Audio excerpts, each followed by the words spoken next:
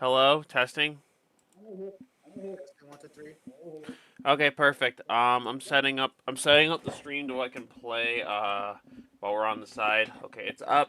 Let me link all of this stuff.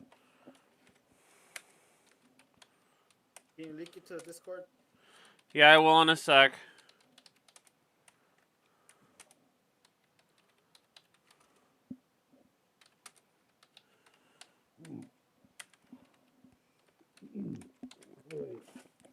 All right, I'm done. I'm linking it in a second. Okay, and then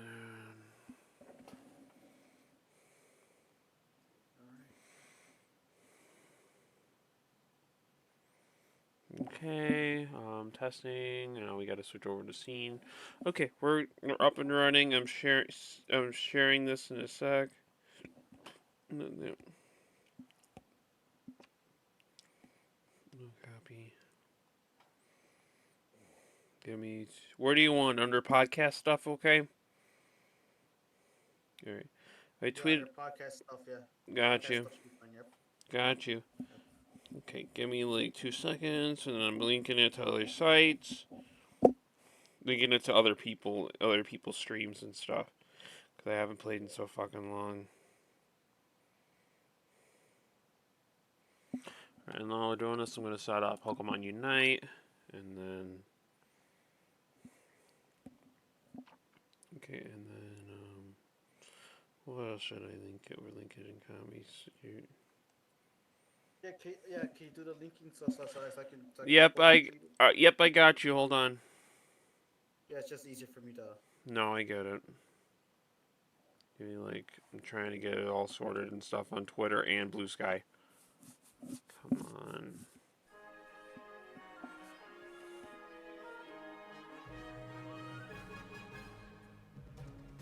Right.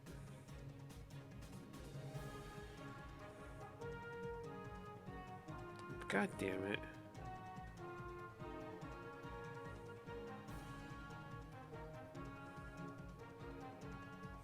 Right. We'll just put the link below because it's easier that way. Okay, I sent it. Okay, cool. And then let me. If you post it, you I post it. posted it on Twitter, and now I'm posting it on Blue Sky. Blue Sky's a new social media thing that Jack from Twitter ran.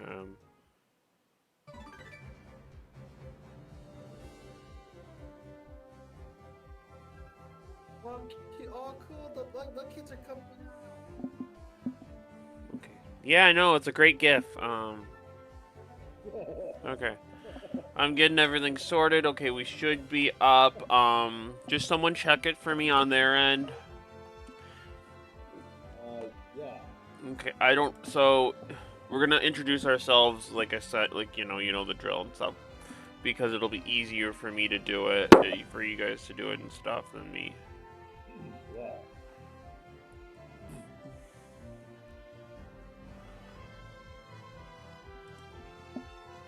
All right.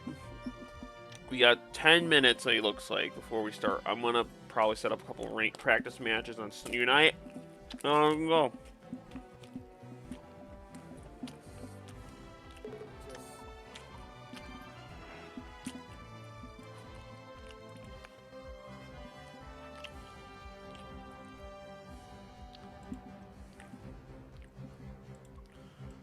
Oh boy, I am excited for a couple of things actually.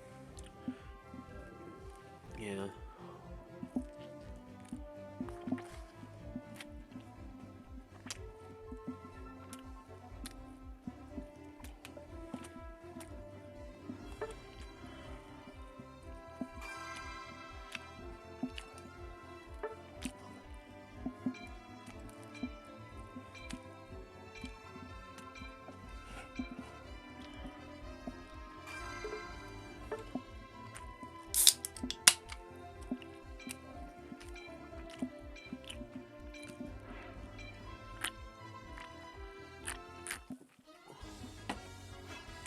Alrighty, let's do this. Are you live now? Yeah, I've been live. Can you check it for me on on your end? Yeah, I will. I'm just trying to post this. I get it. Ooh, pokey boogie, nah. No.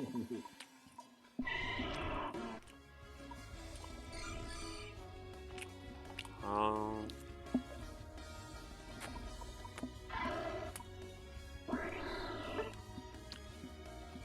I'm thinking about putting a different another account for different podcasts only. Okay. So, I don't know if that's a good idea. What do you guys think? I would like that. I would like that too. Yeah. So I made a Facebook page too on that as well. Alright. Alright. Yeah. So that's gonna be at a later date. Yep. Okay. Oh god, this is gonna be fun. Real fucking fun. Let's hold on real quick. Okay. Save this.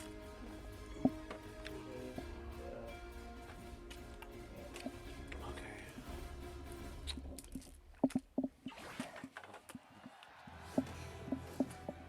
Let me see how it works.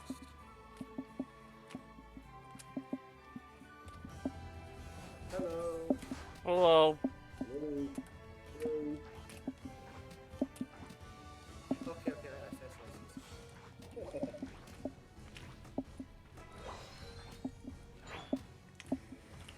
Yeah. Looks like it's working fine. Hello. Yeah. From what I see. Hold that shot, guys. Are we letting it fly? Okay.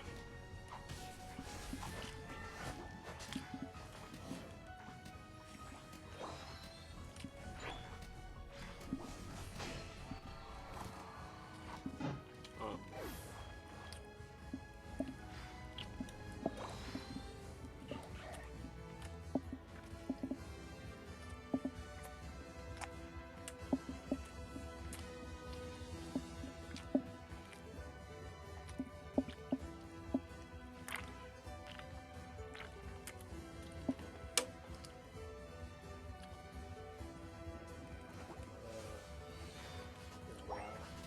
Uh-huh.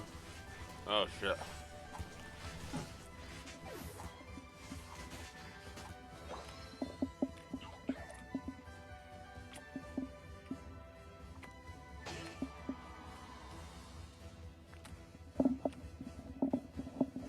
Man, these pretzels are really good.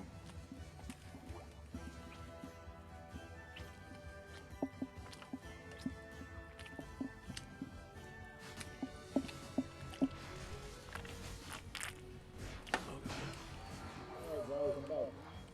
Alright, welcome back. Come on. Let me see that.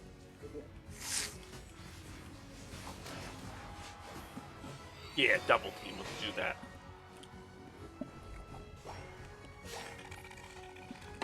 Ninja time.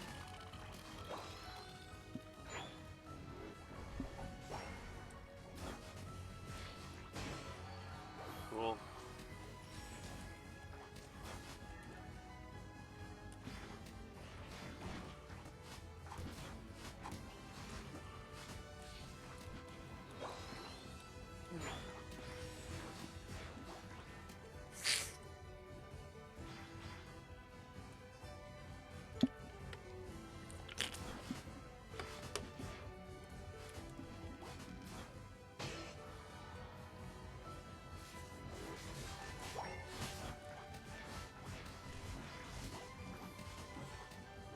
Oh shit. Oh, run.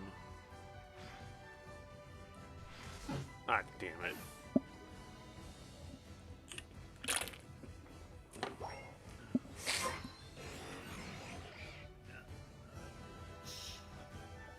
Okay.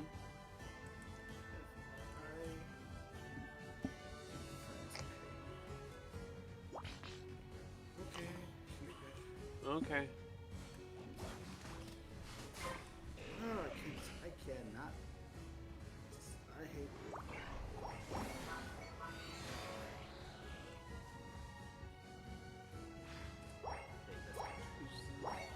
Okay, that's good.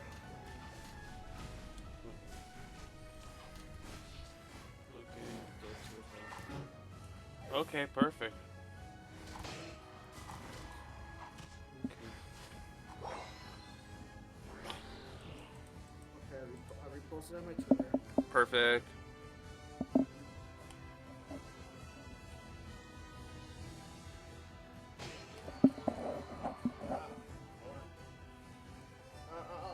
hold on with the social system. Yeah, okay. You got five minutes before before you can start hitting record. I mean, you can do it now, but we're gonna wait. I figured 6 o'clock would be a good time. I mean, like, before we go on the air, guys. Okay, hold on. Alright. 4 more minutes. I'm glad we got back into this. This is giving me motivation to actually stream and stuff, you know. Because I just haven't. I just been so exhausted. So I'm just letting you do the streaming because streaming for me is kind of hard for me right now. No, I get it. I get it.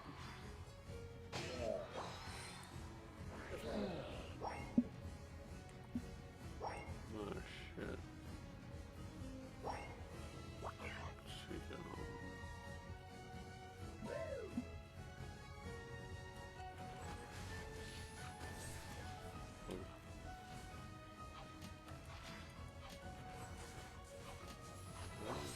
What is fucking Zoroark doing? What the fuck, man?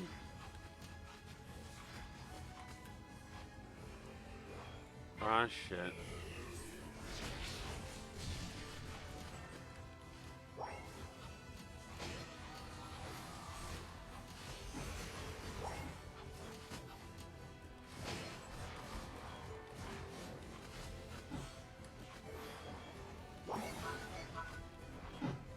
Damn.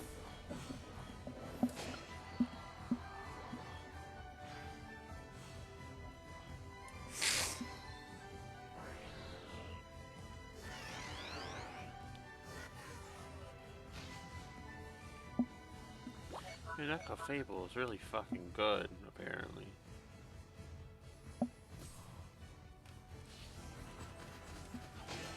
There we go.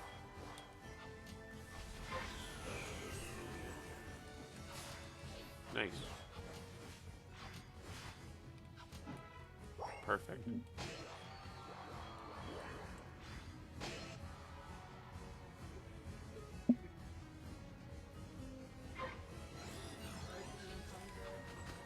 Okay. You guys hear me? Yeah, we can hear you. Ah, shit. I don't know, for some reason, I'm using Bluetooth headphones, but I'm using the built-in microphone that's on the back. Ah, that's an interesting I don't combo. know why. I don't know why. It's just I really don't like the sound of it sounds too. How do you say you put your microphone? It sounds too. Yeah. Static and bullshit. Yeah. You know what I'm saying? It sounds too static for me. Maybe because I'm so used to using analog headphones. Or maybe so used. I like analog a little bit better. I get you too, man.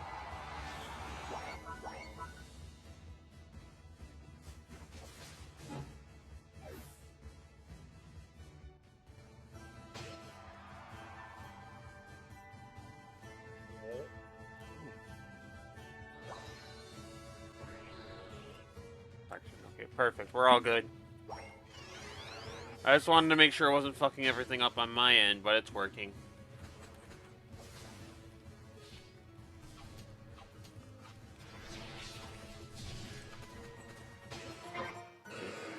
Rayquaza's up.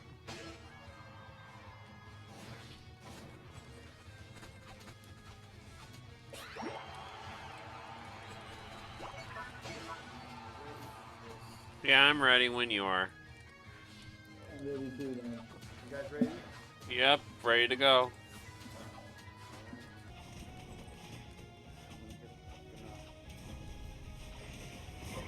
Yes. Okay.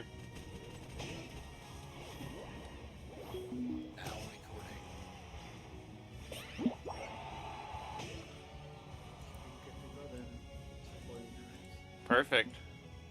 Alright guys, so let's see here. Let's start a countdown. Alright, so let's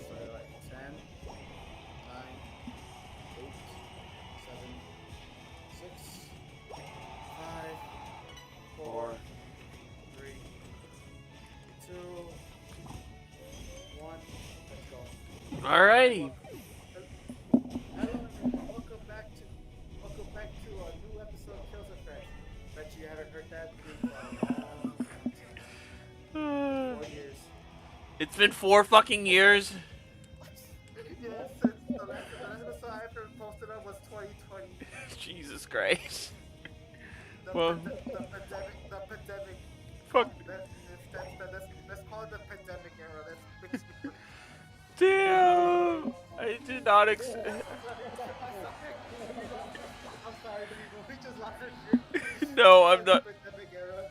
Okay. Let's call it the pandemic era. Oh shit, we're still playing. Anything, anything, anything before this episode is basically called the pandemic era, basically. Okay.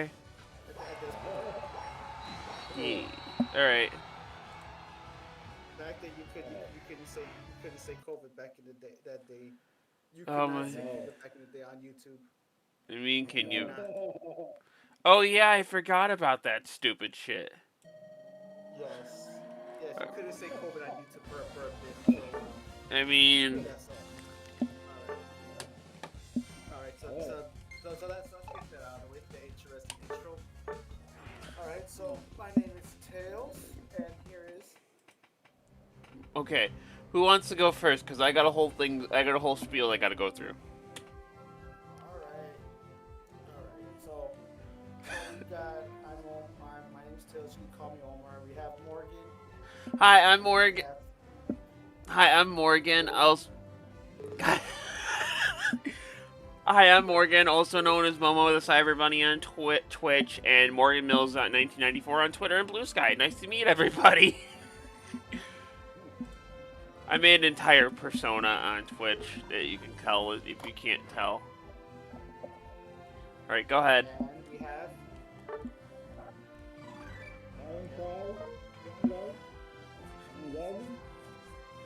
Indeed. You're kind of muffled, doggy.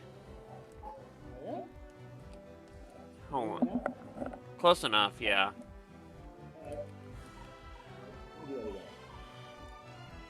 You can call me Colin Piper. Indeed.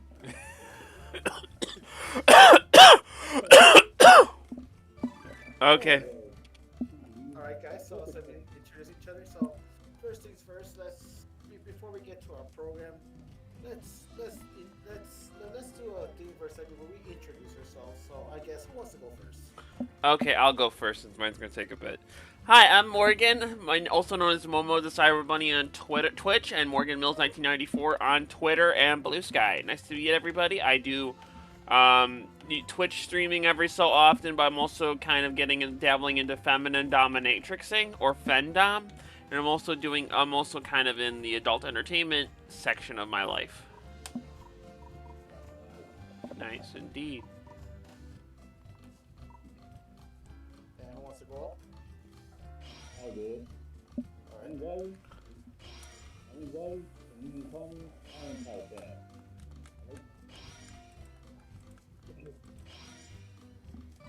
Do it again.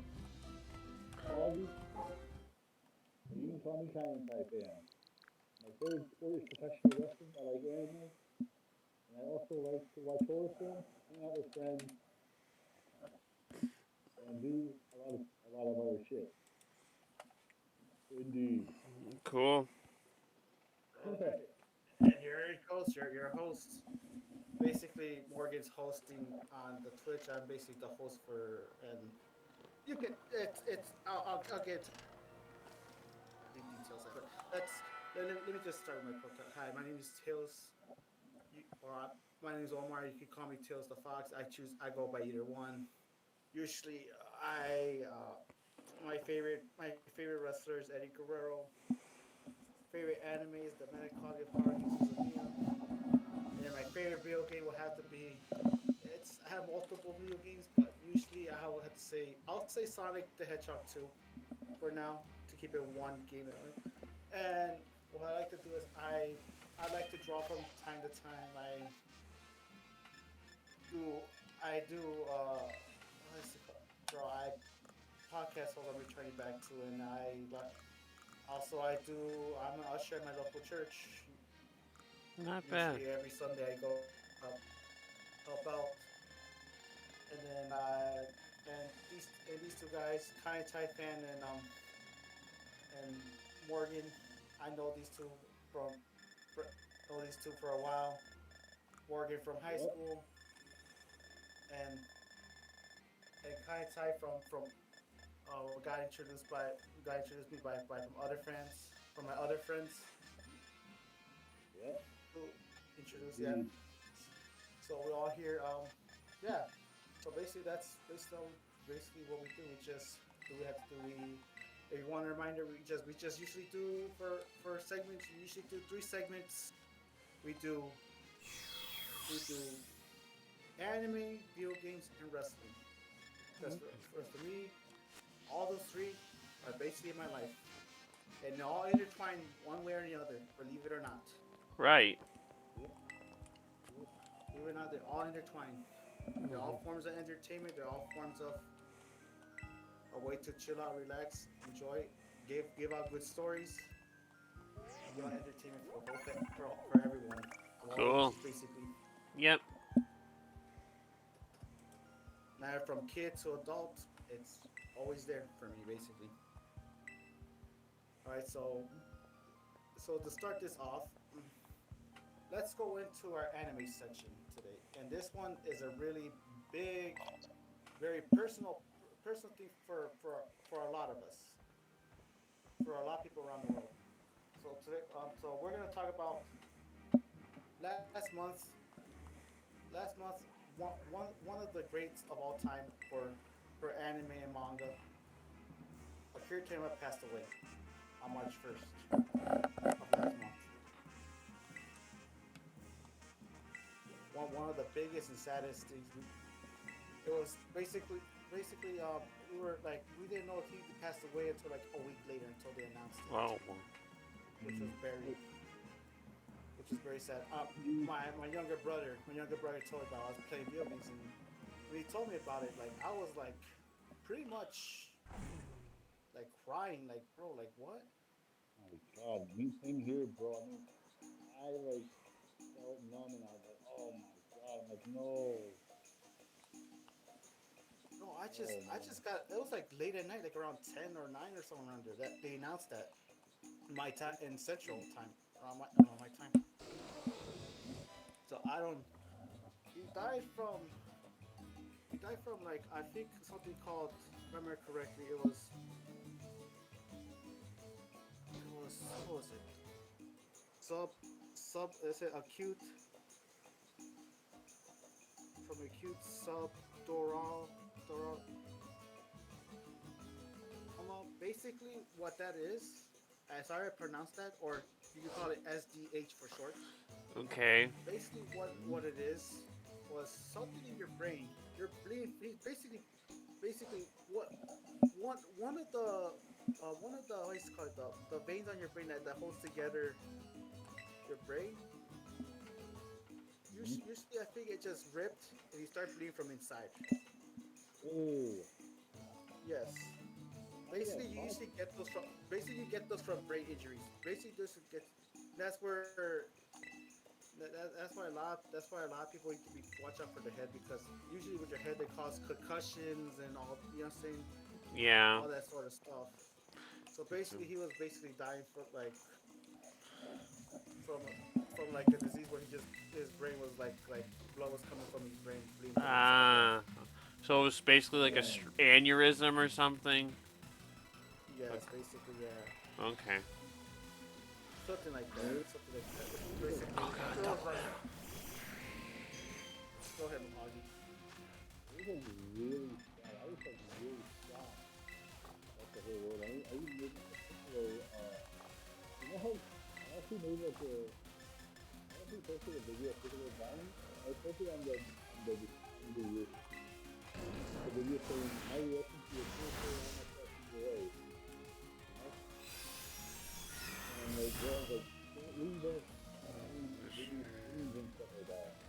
You know what I mean, guys? Right. I know what you mean. Okay. Yeah, yeah,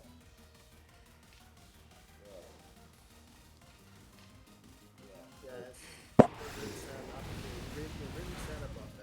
Yeah. Yeah, I Really, mean, really sad. even in even in Mexico, people heard the news that they have like a full blown parade dedicated. Damn. And they even some guy using balloons as Goku. You know, Damn. in Mexico. So we know how in Mexico, like everybody loves wrestling. They love Yeah. you know that, everyone. Yeah, a lot. Yeah, to a point where they even had like a whole thing for like the final episode for Dragon Ball. Oh Like wow. watch like a really huge watch party. Oh my god, yeah. But the question is, um, what's gonna happen with Black Frieza? Right. Yeah, There's a lot of stuff. yeah, because I know that was planned. I don't know if it's gonna be canceled or I mean, is Croatia gonna still go I don't on know. with It's it? basically it's basically Mm. right now. It's indefinite right now. So we don't know what it is. We don't know if Yeah. his understudy who's drawing the belly button's gonna do it or Right. a Yeah, lot of people reacted to the point like manga authors, other manga authors, yeah. including One Piece. One Piece reacted to Doom, it. Right. Doom Korea Slayer, Naruto, the Korea Naruto Attack on Titan. reacted to it. Well, Oh the shit. about Toriyama, what's it called? The creator of Hunter x Hunter, Yu Yu Hakusho, wrote something Oh, about him as well. Even the Japanese voice actress for from Goku wrote Yeah. Attack on Gala? something about him. Yeah. Good. Yeah, Even, so basically they're all like some of the manga creators, including like I think Oda, like in Naruto, they were like students for him. They were grateful for him because they were Mm. all like working the some Shaman oh Jump my god. correctly. Yeah. Yeah, Oh. because they're all no, yeah, because they're all working together and all that. Yeah. And Also, they grew up admiring him and all that. It's really really sad. And I remember remember, the Japanese voice actress for Goku Uh, told I remember Toriyama told like go take care of Goku for me and all that and everything. And she felt something after he passed away and all that. She felt like really sad about it, and then she said, "I guess I'm well, like." She said she will take care of Goku. That was like years man. before like any his death or anything. He said that to her and all that. that It was was a, really sad. Okay? yeah. Because if Really anything's sad. happening, take care of Oh Goku. wow. If I descend to Like the other don't take world, care of Goku because she's like because the thing is though like her and Goku are like 1 in 20. It's when like how you say like an actor and a character like when you're so with the character so long it becomes with it the character becomes you. I don't know how Right. to explain yeah. it. No, I get it. Oh, It's like with wrestlers like when they say like the personas or whatever like it just become one of them. So when does the One person become the character is what you're saying. yeah the person like is one with the character and spiritually Gosh. one way or the other. You know what I'm saying? Yeah, I get what you're One saying. way or the other. no, Yeah, so You're that's how I doing explain it. no, Masako Nagawa did not only voice Goku, he also voiced Goten, Gohan, Bardock, Goku Black, Turles. I don't know who that is. Yes, I didn't know. Jan. Wow. yeah, she voiced a lot of them. I remember. Yeah, she even voiced like Goku, like she voiced Goku for so long since Dragon Ball, since like like Dragon Ball. Like I'm not talking about like the whole series. I'm talking about the Dragon Ball where Goku was a kid. Right, right. Beginning of yeah. Yeah. And hell, even Jackie Chan, even recently just did a as well. Right. Yes. Yes. Yeah. I remember one of his movies. He dressed up as um. He dressed up as a Raleigh in one of the movies. Really? Who, Jackie Chan? Yeah, he dressed up as a Raleigh in one of the movies. Just like disguised himself as a Raleigh in a costume. Yeah, one of his movies. I don't know which one it is, but it's on there. Right. Oh. It can't be It's the on there Karate though. Kid. It cannot be the Karate Kid because No, it cannot be correct. No, it's not. Yeah. It's one of his no, no, no, older no, no. or older movies. Yeah, Yeah. yeah. So basically, yeah. So basically, all the stuff he done, like here's some of the stuff he made. Like Potatoes. he has made Doctor Slump before Dragon Ball. He made Doctor Slump, and that's where he got him to become this to become this. He got Doctor Okay. Slump, and then he worked on Dragon Ball. Without Doctor Slump, Dragon Ball would not exist. And I think a lot of people, if you D- ask a lot of people, what's Doctor Slump or whatever, it's like the thing is, though, I feel like a lot of people okay. should start knowing about Doctor Slump and stuff. I feel like how do I say this, Morgan? I feel like Doctor Slump like is very underrated in the U.S. Very under. It's like there's not a lot of Doctor No, Slump I get it. It's in the U.S. definitely a I, thing. I, I think And I it think because it it was, should like it wasn't, But do I think it I? wasn't popular in America at that time before Dragon Ball. So I think Dragon Ball was, it's not like it's popular now. There's no like streaming services whatsoever that's streaming yeah, on the U.S. Not none of that. Yeah, no. I think the only place you literally, might be able to find it is Retro Crush, but I have to look at it. Yeah, you're gonna have to look at it. YouTube, Yeah, or YouTube. yeah. Yeah. So But that's basically, weird. he started from Draymond. He also wrote he also wrote some one-shot stories as well. Uh huh. One shot, one-shot manga, one-shot stories as well.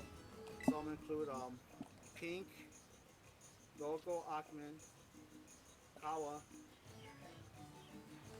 Kai. Let's see, Kai Chika, I think. Okay. Sandland, which he has a game. We're Man, gonna talk about that in the next. Sandland, which onion, is a war manga, which we're gonna talk onion about that mustard. in the next section.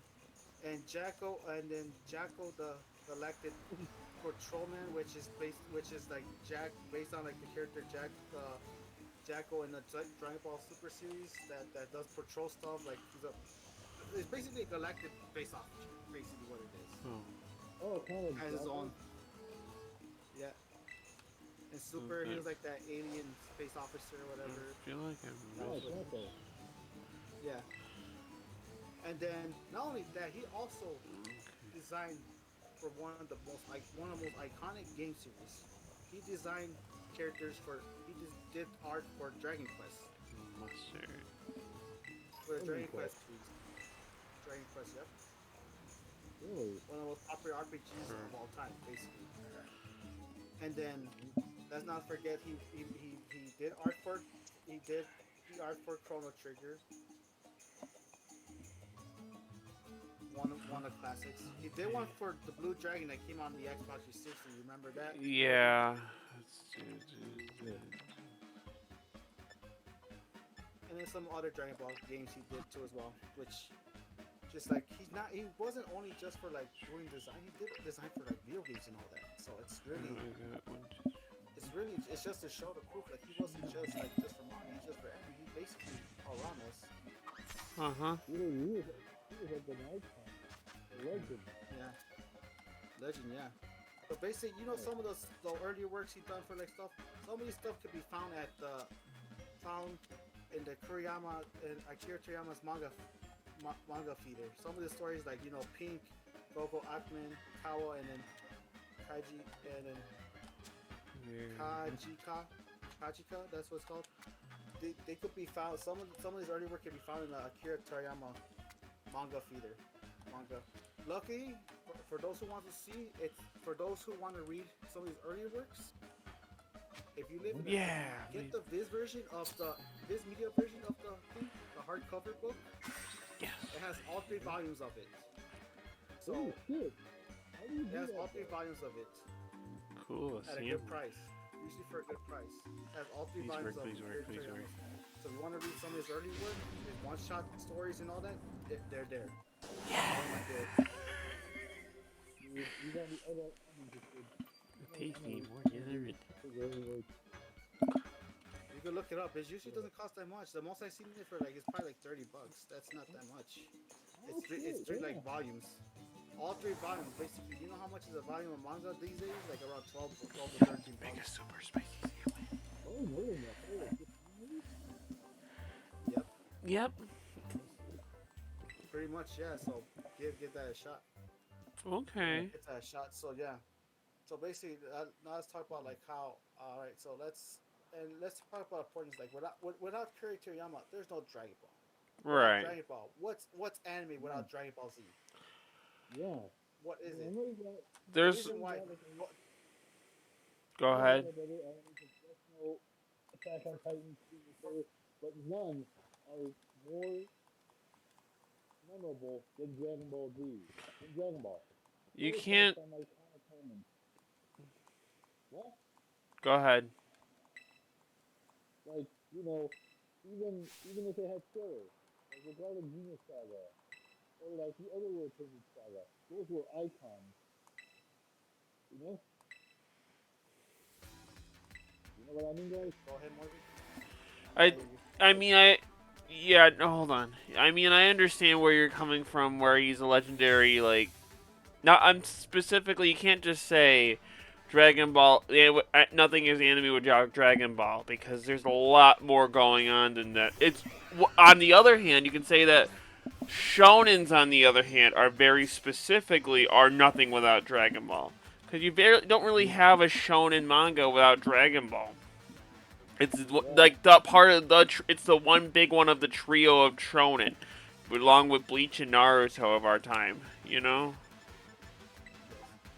Yeah, I think without Dragon Ball for the US, and you would be getting so much anime. I feel like without Dragon Ball, like I don't know Oh, how in the many U.S. definitely there would have at best you would have had to wait until 2000 for Gundam, or at least if you're looking for a shojo anime, you got Sailor Moon and whatever happened with Cardcaptor Sakura. Yeah, Sorry. it's basically what it's like. I feel like anime was still gonna be big no matter what, but I feel like it wouldn't got into. It would take a long longer for the U.S. without Dragon Ball. Right. Dragon Ball it would take a long longer for the U.S. to get because you know I know. Dragon Ball is the reason why. Dragon Ball is the reason why we had Pokemon as the anime. We had Yu-Gi-Oh the anime. Basically. At least in terms of dubs, I get where you're coming from. Thus, Yeah. and then we had Although, Saber Moon coming around. We had Gundam. Trust me, hold on. Gundam is You also around. have like Tsunami, basically Tsunami. Think about it, Tsunami. Tsunami as well. you even have like this thing called Tenchi Muyo. You ever heard of that thing? Oh my god, don't shut up about Tenchi Muyo. I cannot do not talk to me about Tenchi Muyo. Morgan, you love it? I love it, and it's just one of those anime that I cannot, like, oh god damn it. Cannot, like, Stop talking about it. not stop, like, people will talk about it, and I don't remember a goddamn thing except the love triangle. That was the only thing I specifically remember. Between, More like a harem it might as well be. It might as well be. Do I have anything that could... Yeah, we might have to start watching that. It's really good. Why is... Oh god, it's electric. God. I actually own That, other than that though, like it's just I can't imagine the whole anime scene without Dragon Ball. Of course you can't. Okay. Especially shonen anime, especially an impact on the anime in the West. Right.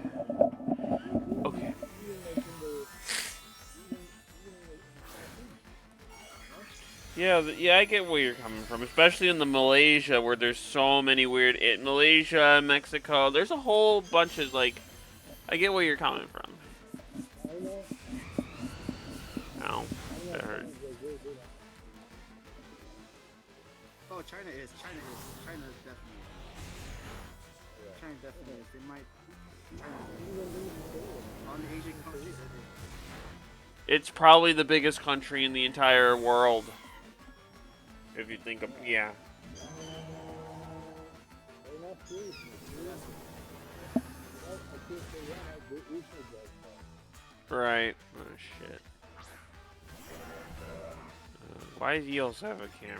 God damn it. Switching over. Sorry, I'm playing Pokemon while we're doing this. So yeah, so basically the influence of Toriyama is really huge. I mean, really huge. A lot of these animes, if you think about it, all these mangas and animes will not exist without Toriyama. Think about it. Naruto was inspired. Hunter x Hunter was inspired from the creator Yeah. of Hunter x Hunter. Yeah. Manga was inspired from him. Right. So was the One Piece creator too. Yeah. Trust me, those are some of the biggest Ooh. shonen anime out there. Even Bleach too as well. What about Lieutenant Sage? Which one? I think that existed before Dragon Ball. Was it or Morgan Peace? What's the anime? Lupin the Lupin the Third? Third. Lupin the Third came out in 1979 or no, hold on. I think it's 1969. Give me a sec. Yeah, it's definitely before Dragon Ball. I just need to know what exact Yeah, 74 Dragon Ball. because it Okay. came out. Lupin the Third. No, it's 1969 because I remember this specifically because the first animated movie came out in 1978. Give me a So sec. before Dragon Ball. Before Dragon Ball. 1967 for Lupin the Third. That would have been August 10th. In manga weekly manga action. Yeah. But basically, yeah. So, but don't think we don't. Don't think we just. I feel. Because I specifically remember I was watching a video from a thing, specifically talking about how the first Lupin movie was is the first anime Lupin movie for his first full length feature film was back all the way in 1978 for Mystery Amamo, also known as Secret of Lupin versus the Clone. I know. I'm one of those people that loves Lupin the Third quite a bit. There's a whole channel on it in specifically on Pluto TV, which is actually pretty cool. Yeah, that's why I had to stop working because Lupin the Third. Says before Dragon Ball. So just. Yeah, of course. Oh. It's the Yeah, just closest. let you know. Yeah, no, I was saying that. But don't think Lupin the Third is not influential. Lupin the Third No, it is completely influential. It's part of that yeah. six. Yeah, no, I know. Yeah. God, I'm gonna die in this fucking Pokemon thing, aren't I? God damn it. Wait, Yeah, so didn't the voice actor of Vegeta also do what happened? Didn't the voice actor didn't the voice actor of Vegeta Um. I think you might have said something too as well, yeah. Or was it Yeah. Vegeta did? There's a lot of people we can't go through. Like, there's a lot of people get treated to. You can't go. There's so much we can't go through. Including the English voice actor for Vegeta said something. Right. I think Goku, yeah, even in the voices of Goku. So I think a lot of people are saying that. It's because the thing is, though, the characters. It's because without character Yama, there's just a lot of people that like said, I probably wouldn't have got my big role. You know what I'm saying? Right. Got that big role. You know what I'm saying? I wouldn't have that big role that supported. You know what I'm saying? Yeah, I know what you mean. He helps out a lot of people's. He helped a lot of people's voice actors. Voice actors career start up because of Dragon Ball. Mhm. So yeah, basically without that. So basically, let's go. Name one thing that. Name one moment from. You were saying. I told everyone. Name one moment from one of Kuriyama's work that's your favorite moment from one of Kuriyama's works. I'll go first. I honestly like when part of the first time Goku participated in the Budokai Tenkaichi is after the time skip. So and specifically when he was fighting Anonymous, also known as Chi Chi. I remember watching that, and then they ask him, and it's a really cool thing. Oh god, that's gonna suck, isn't it?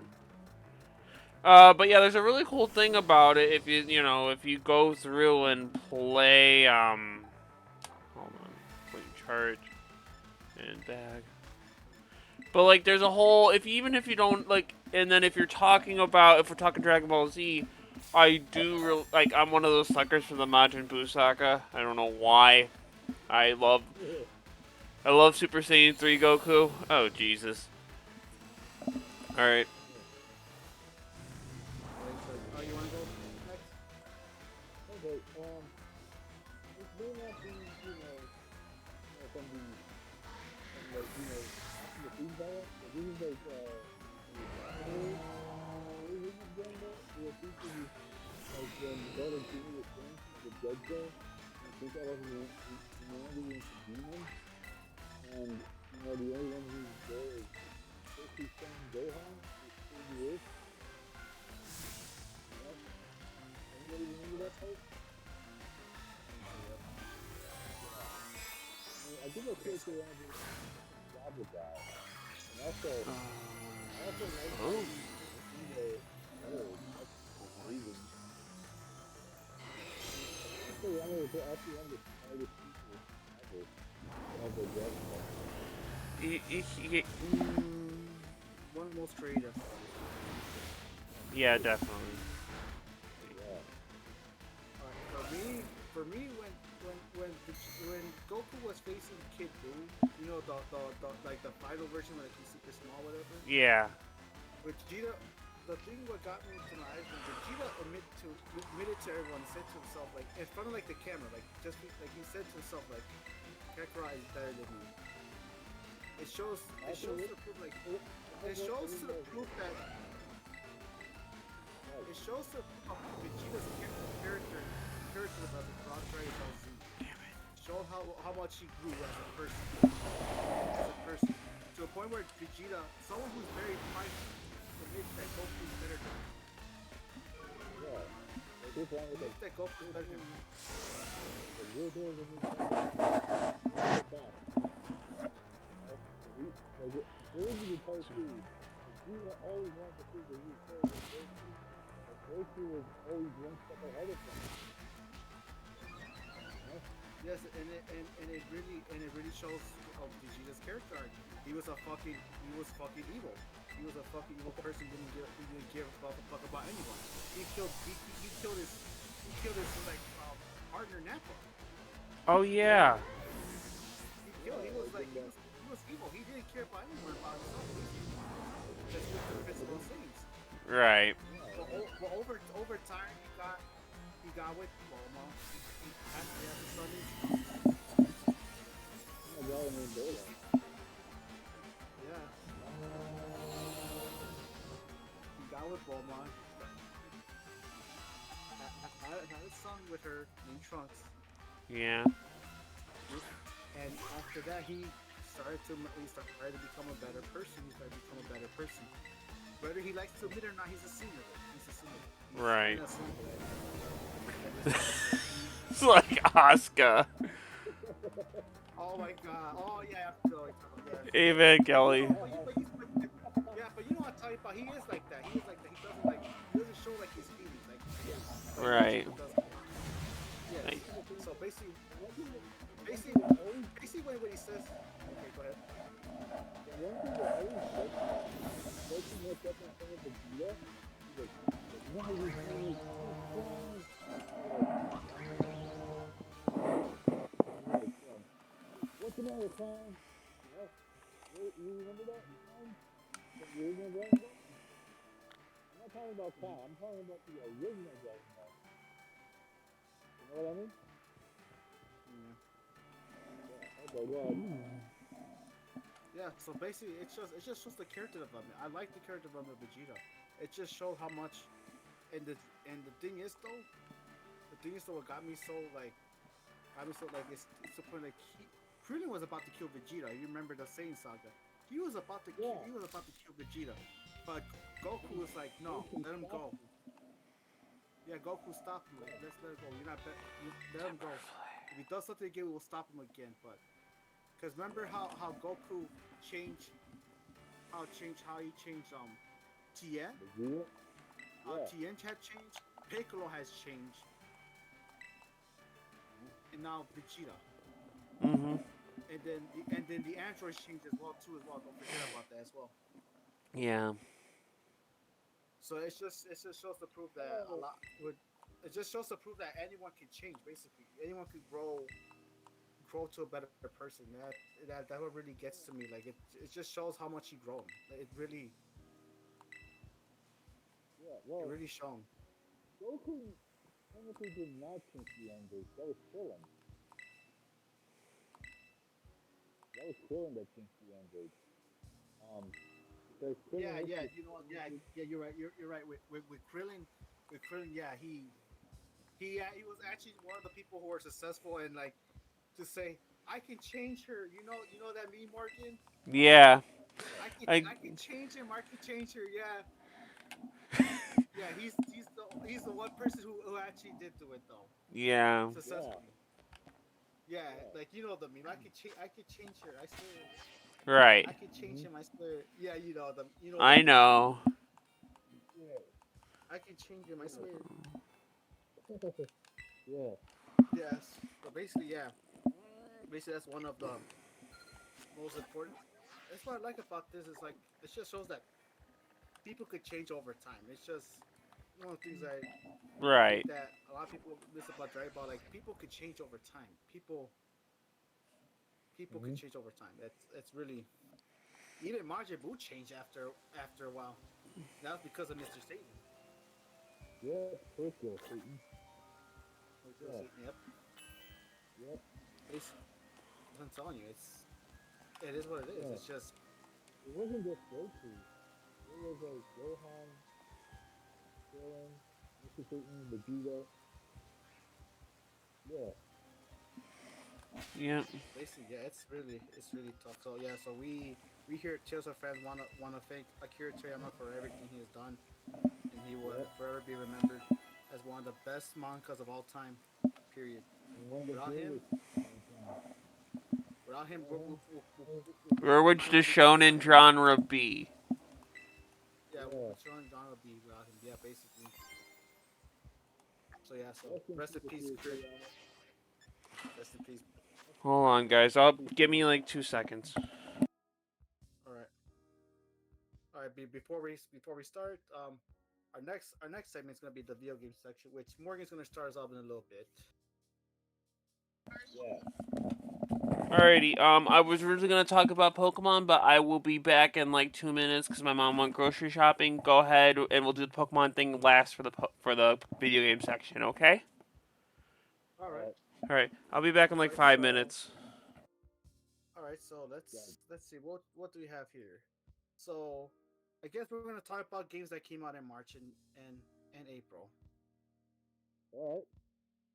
All right, so let's start. So there was plenty of games that came out. Let's start with March. So there's plenty of games that came out in March. We could talk about them real quick. Okay, some of the March games that came out were WWE 2K24.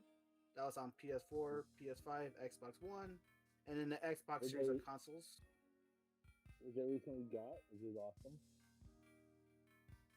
Yeah, it was really Yeah. good. There's a lot of cool things you could do with it. You could throw weapons. You can even throw weapons now, which is really exciting. Yeah. I think they brought that back from the No Mercy game. Hell, Yeah, I remember.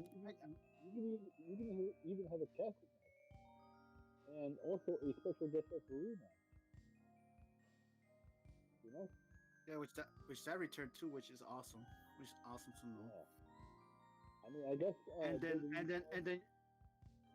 Mhm. I guess WWE saw the thing that AEW Fight Forever did, and they said, "Oh, we can top that," and stuff, and they had that. So, you know? Yeah. Also, you could you remember like how the action figures are just only for my faction. Now, Yeah. now you could play them in exhibition now. You could play them. You don't have to be just only playable in my faction. So that means you could be playing because right now there's a figure Cody, there's a Hulk Hogan, there's the John Cena one. Yeah. Montel Maybe. figures, but you could play them as playable characters in WWE 2K24. Now you can play them in exhibition, which is nice because I we get so tired. Like it's like because last year you had the Montel John Cena figure, Mhm. but you couldn't play him in any other mode other than my faction. I'm glad they changed that up. I'm glad Yeah. they changed that I up. think. I think 2K Sports actually did a fantastic job creating this one. You know? Yeah, I think they did a good job. All right. And then the next one is Star Wars Battlefront Classic Edition. That's on PS5 and Xbox Series, Switch, and then Xbox Series consoles, and then Switch and PC. The original two Battlefront games made from Pandemic Studios. So Uh-huh. basically, I heard a lot of bad things about it. to the point where like when you play online, the online servers were not ready. They were not working perfectly, and then there was graphical problems with the game as well, Mm-hmm. which was not good. So basically, I'm very sad for those who bought the game. And point people are like, we're just sticking to the regular, we're just Mm-hmm. sticking to the regular versions of the games, the original Battlefront games, and that's which is really sad though because what like, how do you not have like a server, your online servers ready for those games? I Mm-hmm. don't understand. I don't understand how like if you hear about Star Wars Battlefront, you hear about first and third person shooters with multiplayer on it, you think about Star Wars Battlefront. So basically, they didn't do very well. Both stuff fixed though, but to me it just seems like a cash grab, just to get Mm-hmm. people's money. So that's not good on EA or anyone else at this point. Yeah. So you want to check it out, go ahead. But right now, until they fix things up, I don't know if they fixed it up or not. They patched things up, so then I might change it to return. Okay, so the other one March was Princess Peach Showtime for Nintendo Switch, action adventure game. I heard a lot about it. Basically, you play as Princess Peach.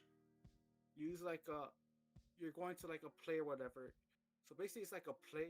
You're going just like Mm-hmm. plays, and you go and you play as different characters. Like you play as Peach in her different each costume Peach uses has a different ability.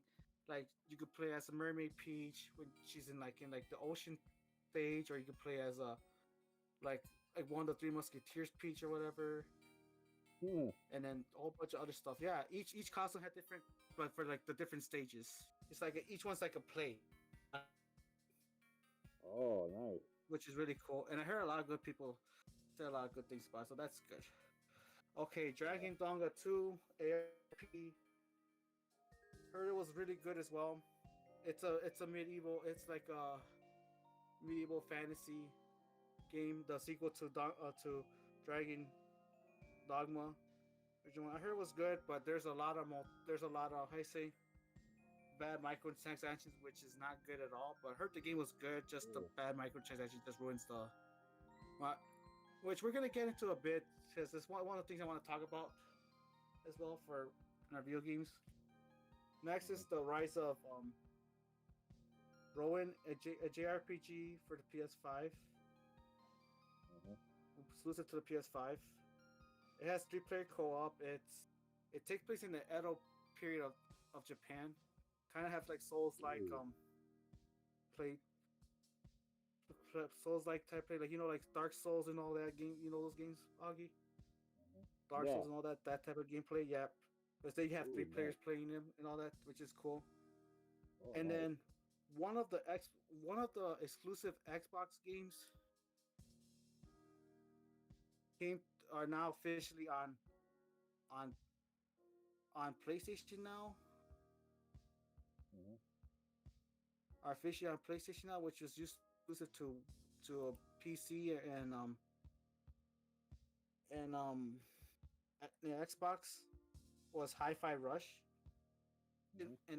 an action adventure platformer game which uses rhythm based combat, which is really good. I heard a lot of good things about that game. Looks fun, spirit. So for those who are ready to play that game on a different system, for PlayStation fans, I recommend you get that. For those who could play on the PS5, play it. Recommend that.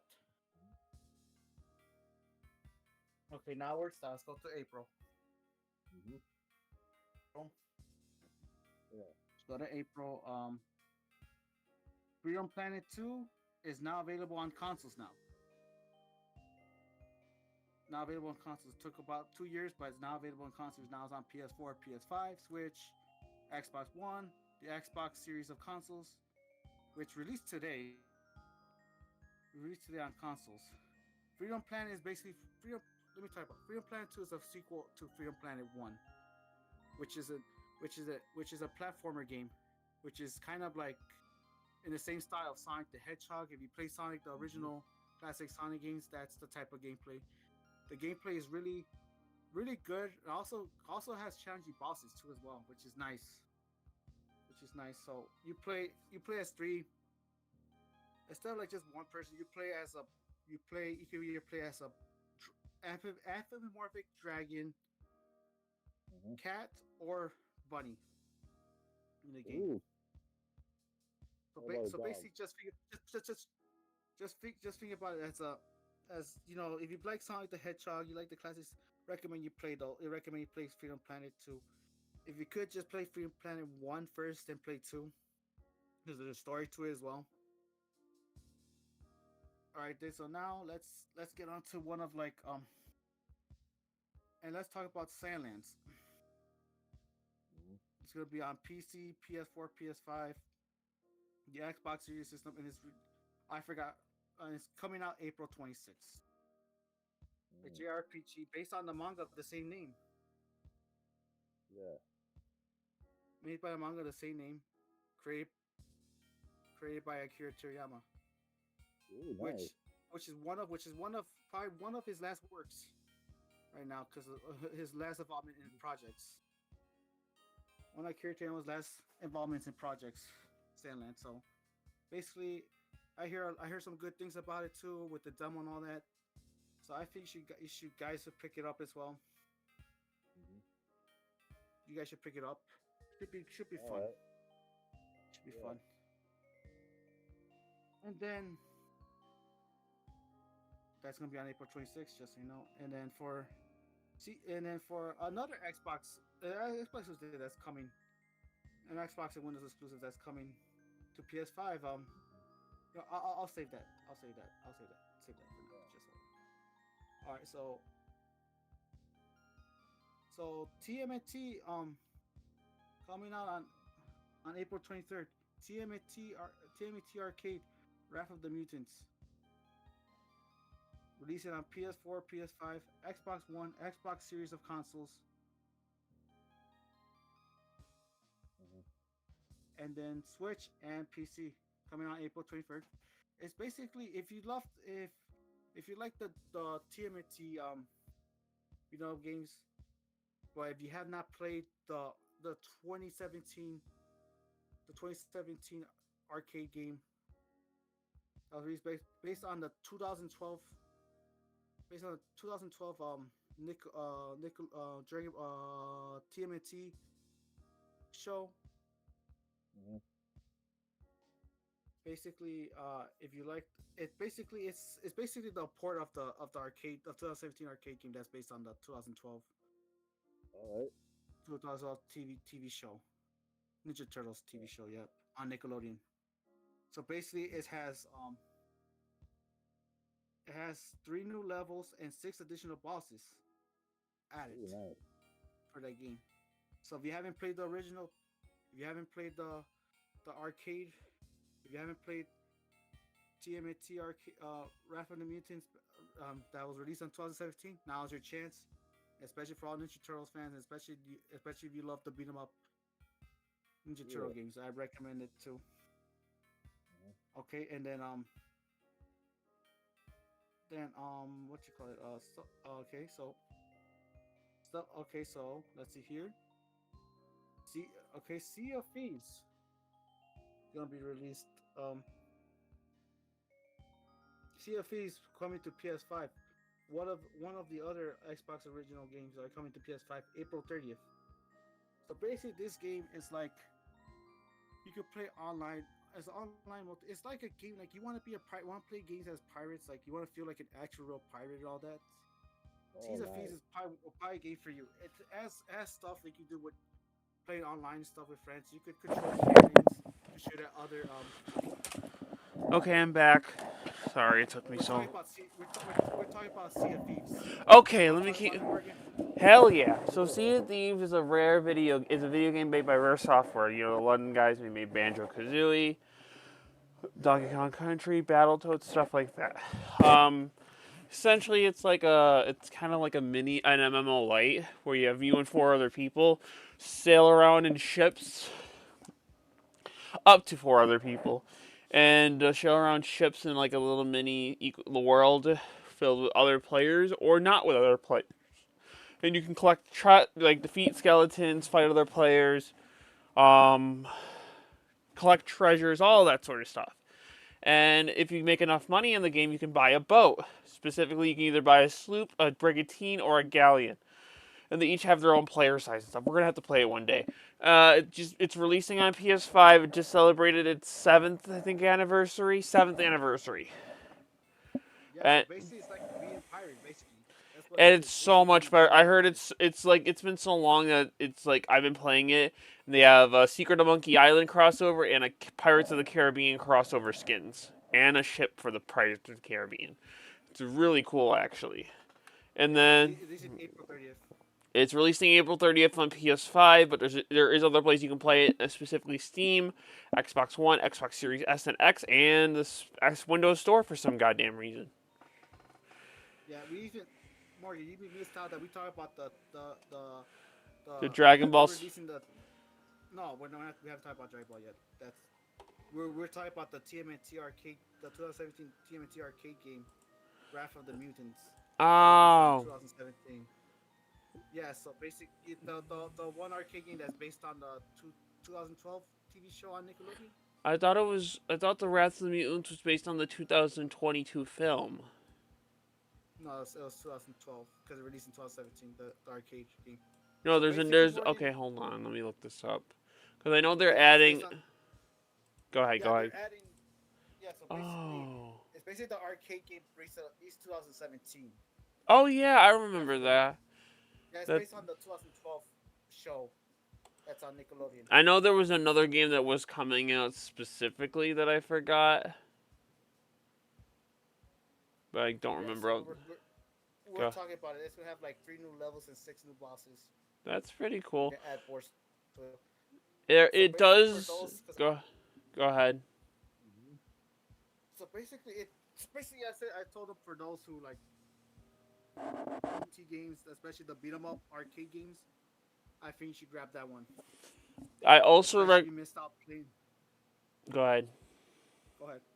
I also recommend Shredder's Revenge, which is a really good arcade game. They have the deal, which has the DLC and stuff. It's really cool.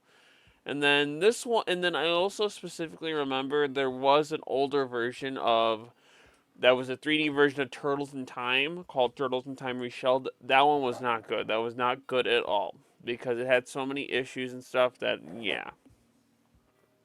But it was Yeah. So interesting. But yeah. yeah.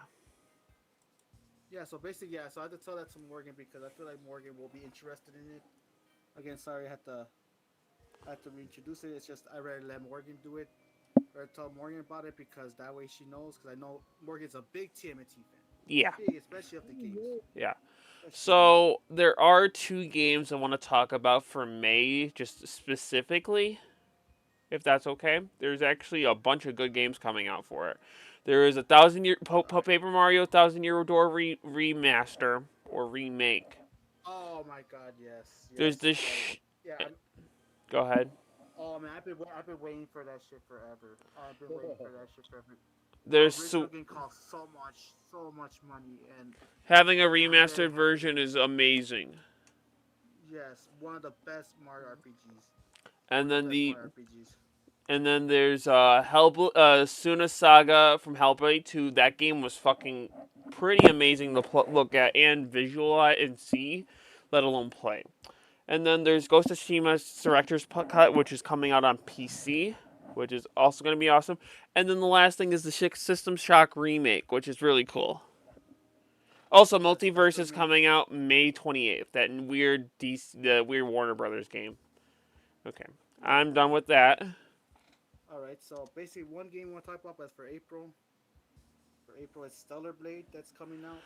I know April 26th. I that's heard. the one that was really like the boob girls coming out and stuff, and yeah, I heard. Yeah, the one that they overreact so much. I don't understand Twitter sometimes. They No, say I, it's coming out April 26th on PS5 only. I wish it was on PC.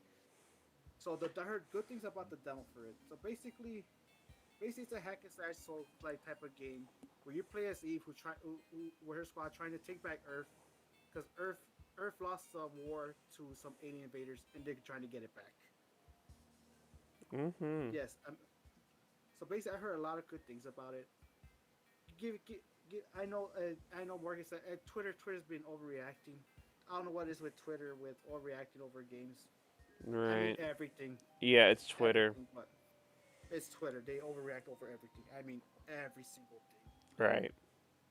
Overall, I think that game's gonna be a big one. Heard some good demos. If the demo's good, usually a good sign. Really a good sign how good the game's gonna be Right. most of the time. So looking forward to it. I wish it released on PC though. I'm gonna miss out on it for a while. Yeah. So other than that, that's basically our games. I'm surprised we even got some May ones. Some May Yeah, ones I come out in May. mean it was for the best. Yeah. So basically, yeah, those are the games that look forward to. That look forward to or not because we mentioned Star Wars. We mentioned the Star Wars Battlefront collection. I don't want to talk about it. Yes, really, yeah, really bad. It was really bad. I had to tell everyone how really bad that was. Yeah. I can't wait to play it to see how bad it is. Um, Mhm. can I? So other than that, yeah, we should. We're that's those are games that are coming out. Look Perf. for so keep an eye out and all that. So those are games to keep an eye out. So we should be we should be there. All right. So you want to start out with the Pokemon or you want to wait till the last one for the What are last we one to at hit? next? Oh, we're at So we're Dragon. gonna talk. Let's do the spiking, and then we'll do Pokemon after Fate. We'll do Pokemon last. All right. So one of the big games, one of the games, especially one of the last work probably Toriyama worked on was, well, actually worked on, guarantee you have to work on it. Was we're talking about the Dragon Ball Sparking Zero Ooh, I gameplay saw it. showcase was shown. It's actually a kind of a rebirth of Dragon Ball Z Tenkaichi 3. Which that is It cool. looks good. That's awesome. Yeah, it's really good. Really, And gameplay looks here's really good. and here's the thing though, I was very surprised because some of the grunts are actually carried over from Dragon Ball Tenkaichi 2. You know, but it's a little different because it's a little bit lower pitch. I think they just copied and pasted the grunts from the Budokai games. But I the think that's one I think the that's the one whole point. Right? It's supposed to be a sequel to three. It's been so yeah long. Like yeah absolutely Because you also had Z Fighters and Kakarot come out, which is actually pretty cool. yeah and like but the one but the downside is it's not for PS4, it's for PS5, which sucks. I mean I have nothing against the PS5, it's just that I don't know. Probably us modern gamers should get it for PS4. You know what I mean? yeah, it's just I think the thing is, Augie, they're trying to focus on selling PS5s, and there was Yeah, for a while there was no reason to buy a PS5 at some point, so they had to start working on those. Like, you want me to get a PS5, want me to get a PS5? There's a reason for it now. Right. mm, yeah, Trust me, there's a reason why. That's how the gaming industry works, and I apologize for that. Like, you can't get it. Right. And it's hard. Like, it's PS5 is $500. It's not cheap. Really not Yeah. cheap. I know, It used to I be know, so right? much worse. Remember that. Yeah, Oh yeah, yeah. I remember PS3 that came out years ago came out for like $600. Yeah, Or that so, was. damn, when they first came out, the PS3. Remember that back in like in '07, '08 or something like that. oh my Yeah, that was. god, It might. It was 2006 actually, because it came out the same year as the Wii U, the regular Wii. And I specifically remember yeah, that Yeah, because and no the one. Yeah, no one buying PS3. Everyone was buying a Wii or Xbox 360 for a while. because you have to understand the PS3 had no real games for it for the first couple like that were significant. Like what did you have for launch? Fucking Haze, and nobody fucking played Haze. And problem with Haze was people thought it was gonna be it was supposed to be the Halo killer, which is one of the things you do not say in the games industry. because and especially for a game like Halo, because it was meant to be a Halo 2 killer. Then Halo 3 came out 6 months later, or Yeah, no, you can't. 7 months later, and look how that turned out. Halo 3 is one of the Yeah, biggest like trilogy climaxes ever.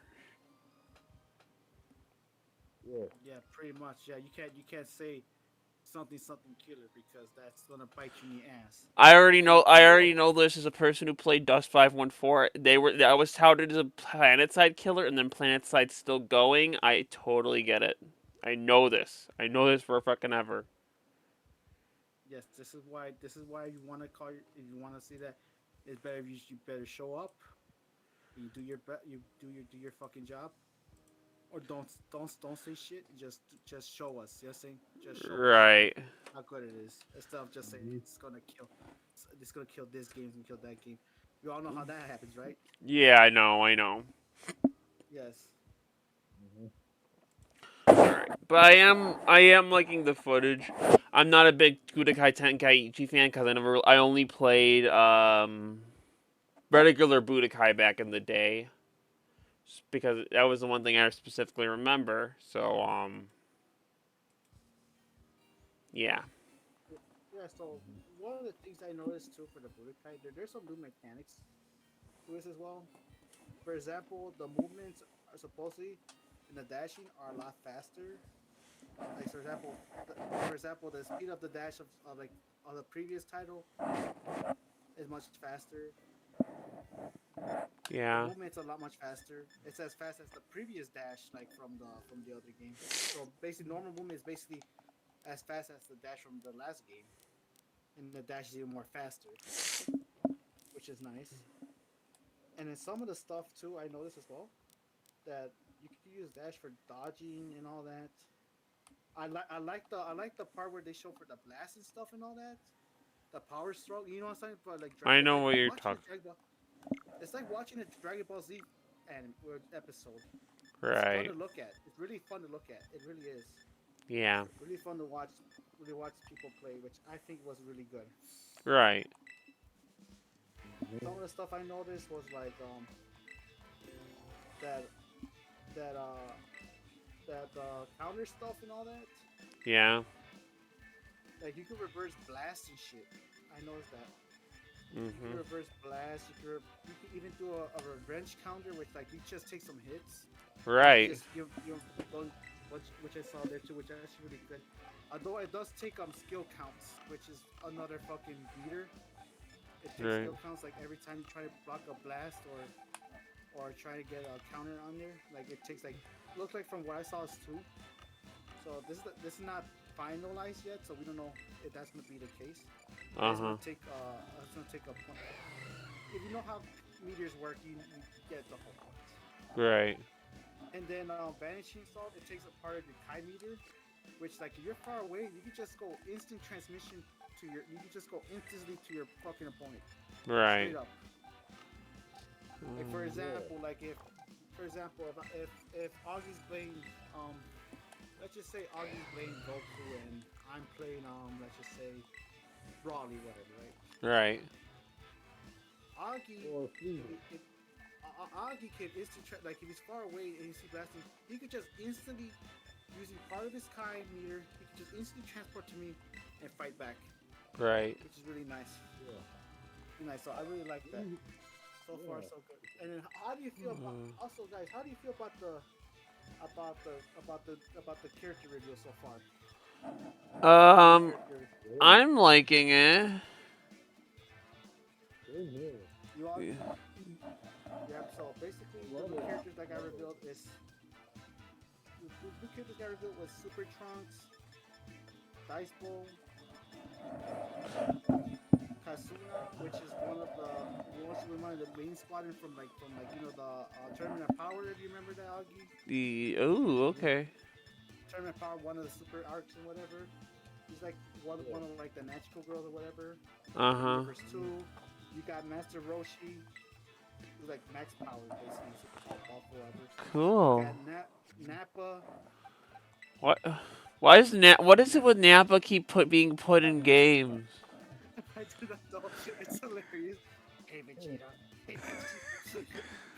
Uh, Okay, you got um, Birder from the Gaming Force, Tapo from the Pride Troopers from Universe 11, which is part of like the Terminal Power. right. Ginyu Force, the long haired guy, Yeah, no, I That's know. one. the red skin guy That's one. with With the Australian accent. Oh, yes, that one, oh, Jice. speaking of Jace, did anyone see the first code version of that video? Like, No, I have the not. dude's like, no, okay. Let me go off topic here. Like, Ooh, hold on a sec. hold on, Starch, thank you for the follow. Welcome to the Momo's gang. what? I'm on Twitch. Oh, Yeah, welcome. Thank you for taking Thank the you time for to listening to us. follow us. dang Thank it. you us for Okay, watching so, us and all that for a bit. Watching Morgan play while listening to us talk in the Tales of Friends podcast. Yep. okay. Thank you for that. So the Team Force I Code need version, it. he was like, okay, you bastard. No, but, and then Sure, he was like, Starch. Let me just finish this ranked match, and I got you. you got that Morgan, you punched me in the, oh, you did it again. It's like, stop. Yes. What am I supposed to do? He's like, and then he was like, Jace, if you ever find repeatedly hitting him in the face, punch his gallery. Oh, well, that would be correct. And then he just sends me again. Anyone seen that part? I really don't watch Team Porn Star though, but it sounds hilarious though. I haven't Um, watched it yet. It's funny as hell. Yes, and then we got Super Saiyan Kayla in her berserk mode, and she's like kind of like have the same power as she's like very like one of the stronger Saiyans, one of the female Saiyans from like You mean Cal? Universe 6. Yep, Kel, which is like she has like she's like kind of like the Broly of Universe 6, kind of like the female Broly in Universe 6. And then you got Super Saiyan Broly that's in full power, which is Super Broly, not the movie Broly. Not that I've never seen this thing, bro. Yeah, Super Saiyan. Yeah, we're talking about the it's gonna be the Broly from Super so far. okay. There's Broly from Super. Yeah, there's yeah, there's two different Brolys. Ah, shit. Just so you know. Yeah. Yeah, and then Who's positive of this? you got hit the assassin, the electric assassin out of so far. Those are like the newest characters that they reveal. So far the other characters that have been already been revealed beforehand was Piccolo, Boo, Mr. Satan, Tien, Krillin, Yamcha, Cell, Frieza, Cool. Android 18, Android 17, Jiren, and That's pretty cool. Bergoma from like Ah, Bergoma. shit. Ow. And then there's also multiple versions of Goku and Vegeta. Damn. Yeah. Yeah, so supposedly that's what it looks like. So far the game looks really good. I'm excited to see how it goes. One thing I'm worried about is I don't want them to do something stupid, like just say do something stupid like microtransactions or any of that stuff. I'm This starting is. to see a lot of games do that. I think the problem is you're also looking at Namco Bandai. I was gonna say Nam by Bamco. You're looking at Nam. Bandai Namco, just Bandai Namco. Yeah, I know. Ooh, what is? Yeah, so that's the one thing I don't want them to do live service to create things. And I want them to, if you could, if you need more time to work at the game, because I know there's a lot of characters you're gonna add. Right. For sure, it's a Budokai game. There's a lot of characters, so I recommend they take their time. If you need to take more time, supposedly supposed to release out by the end of 2024, Uh huh. and they can take their time. If they have to delay it for a little bit, that's fine. That's fine. Just don't do anything like so. Overall, the game has potential to be really good. Right. Not gonna lie, really good. So far, really good job. I'm looking forward to it. Looking forward to everything. If everything's good, Ah, shit. that's what it is. Ow. So let's go on to the next one. Okay, Morgan. I guess we can start talking about. Okay. Talking about Morgan. Or do you want to do? Yeah, Garo. Let's do this. So I have so. Yeah. Did anyone see the new the Fatal Fury City of Wolves trailer? It looks so fucking good. Hold on. It all looks so fucking good. It's been 25 years since the last Fatal Fury game, It's also and then that's I just was Garo. Oh my god, what the fuck? it's Goro. Yep, Goro Mark of the Wolves. Yeah, no, this is So bad. far, so far we have Terry Bogard, Rock Howard, Otaru Fukawa, T Stock slash Mike. Griffin Max. Yep, and then Joe, Joe Newcomer. Preacher. I think that's how you pronounce her name. Yeah, She's new Joe's. She's Joe's Joe Agashi's meant Joe Agashi's. pupil, basically her student, basically Yeah. his friend. Yeah. His student. She looks really good. I like her design. I really love her design. She plays exactly like Joe. Right. Exactly like Joe. Except like she doesn't care about the accolades like what Joe would love. Yeah, no. She basically wants to science and studying Pi Pi. Right. Basically. Oh god, that's bad. To the point like if she wants to get her ass kicked, she will get her ass kicked for science. That's how dedicated she is. Yeah. That's how that I like her character. I like her look. I like playing as her. So far, only 6 characters have been announced. 4 of them are returning from Market of the Wolves. One new so far. So far, yeah, it's gonna be interesting. So far. So basically, it was 14 characters in Market of the Wolves. Look that up. No, I know, I know half of them, and they're and half of them, a bunch of them are fucking weird. Yeah, it's most back in the Market of the Wolves. It's basically either like most of them are either pupils of someone or some relative of someone. Basically. Right. And during that time, it was just only Terry who came back. Yeah. Yeah. So basically, and then the English stuff doesn't sound that bad at all. It sounds I great. can. I am like the English stuff weirded me out for some reason. Probably because Terry still sounded like Terry. You know. I thought it was decent. I like. I thought it was decent. Like, I still prefer the Japanese one. I mean, just my opinion. I still prefer the Japanese voices. Uh huh. So, like, it could have been worse. It could have been a lot worse. It could have got early 2000s or 90s dubbing, basically. Yeah. All I the do. Have you seen the Fatal? You remember watching the Fatal Fury motion picture I stuff, watched right? the You remember yeah, that? I watched the Japanese version. I did not watch the English one. Oh, you have to see the English one. It's so fucking stupid. I have to rewatch it in English. Then it's just gonna give me more of the reasons to watch it Right. again. Uh, yeah, English SAK with English voice acting usually most of the time is either hit or miss. Most of the I time. love it, even if it is considered bad. We're gonna do double battle. Yes. So yeah. So so overall, I think so far I don't know who's coming back yet, but who I want to see come back is basically I would like to see how Joe and Andy doing around this time now because I they've want to been see around the for so Kim long. brothers come back. Those guys are awesome, specifically Don Juan. And Blue Mary to come back too as well, it's just so Terry's not alone. Right. Just so Terry's not alone. I'm sorry, I gotta laugh at that. It's because supposedly there's a running gag we make with there's a running thing where like Terry cannot fall in love with someone in the animes in the OVAs. There's a thing where like, if Terry falls in love with someone they die or whatever. Yep, that's a thing. That's the thing, which is like he's like cursed. He's like cursed with that. Who He's like would cursed. have you seen? Have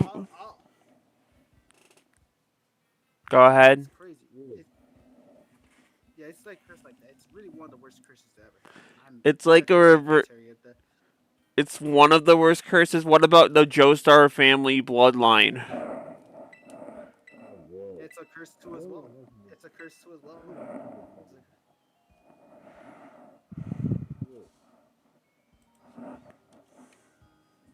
a, Yeah, before like before Joseph Joestar broke the curse. I wouldn't say he broke it. I say that like he kind. I mean, it kind like he kind of like. What's the point of a curse if like? What's the point of a curse? If what's the word? Hold on. Give me a sec. Yeah, I'm against the guy named Steve. What's the point of a curse? How do we want? We're gonna do. We're gonna do flat room. Go ahead. What's the point of what? What's the point of having a curse if it only escapes one person? It only stops after one person, you know? True. Yeah, the Manning curse still exists somehow. Yeah, but we're getting ahead of ourselves. We're getting off Hold on, topic. I'm But start. other than that Right though, here.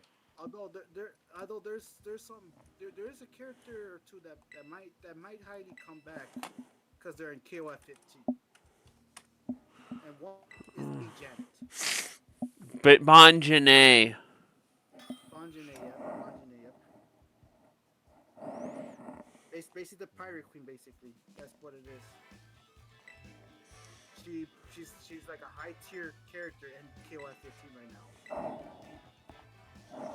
See who And do she could I? basically come back. So I feel like there's a high chance she come back. And then there's Gato. Right. Let's go with that. So those are the only two characters that are right now on KOF 15. Uh But huh. they're not right now confirmed for Fatal Fury.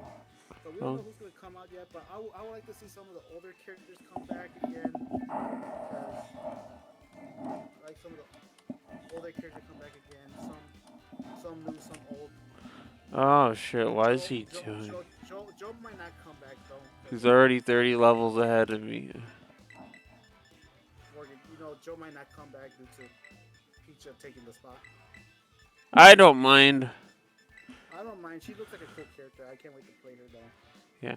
Why is this guy running? This is so silly. Other than that though, I'm very excited for Peter Free Market that's coming out This is silly. probably This team is early silly. early 2025. Cool. So let's see how this let's see how that goes. Here's some other people were playing like a little alpha or something, Maximilian and all that. They heard it was like good. It was good, so it should be a good sign. Huh. So so okay, so now I don't. onwards. Let's talk about things that we like and dislike about modern gaming. Who wants to go first? I'll go first. The one All right. thing I dislike about modern gaming is like the updates. It takes so freaking long. Just updates like every You mean time. dislike? Yeah, it Dislike. takes so You, freaking. you, you don't you don't like it. I don't like it. Yeah, I don't like it. I dislike it. Really. I mean, like And then one thing that you like about it. What did you like about modern gaming? what I love about it is that the graphics are much better, the gameplay is much smoother, and the details are much more realistic. All right, you want to go next, Morgan? So Yeah. One of the things I dislike about modern gaming is the rise as of what's the word of games as a service. Prices? No, prices are always going to end up rising. Games as a service. I'm saying, what the fuck? mhm. The games as a service have become a problem because now it's becoming an issue of what the heck of becoming an issue of I'm trying to think about the word. An issue of why is okay. It's becoming an issue of every game is pretty much gonna end up fucking goddamn. Becoming is going to end up becoming what's the word I'm gonna look it for? It's gonna there's a bunch of games that are failing like Suicide Squad and Suicide Squad specifically and Skull and Bones, which is apparently doing worse than Suicide Squad. And then you also have the issue of what is it? There are so many issues with modern gaming that you could argue that it's going to become a problem. it's just because of how everything is and stuff. And then what's the one thing you like about Mario gaming? Just the just the it's so much more like for Pokemon. I'm gonna say for Pokemon, it's so much. Ooh, that's cool. Is so much easier to get through. Like with the way things are, it is so much easier to play older games through newer means, like remasters, remakes. So much easier, you know? Yeah, I know what you mean. Yeah, you know what I mean. Yeah, all right. So let me talk about the one thing I like before I go to a wrap up. Okay, so let me think about the one thing I like. One thing I like about modern gaming is that a game can go on for as long as you want with new updates without having to change. Without having to change, you keep on updating the game, whatever you keep working out. But it also could be a bad thing too as well, Right. depending on how it is. But I like how games like right now, like I like how games can keep on going and keep on bringing new stuff Right. even after years. For example, like for some games, like it takes a while to get new characters or whatever. Oh, you can play this game with more new characters than just Right. it just brings up DLC that help keep the game going and stuff, and it brings more playability to games and all that. That's the one thing like. So the thing I really dislike, and Morgan said it already, was the live service. The thing I hate the most is live service. Games are going to doing live service things, even though they're already you have to pay 60 or 870 bucks for it, the game. No, I know, right?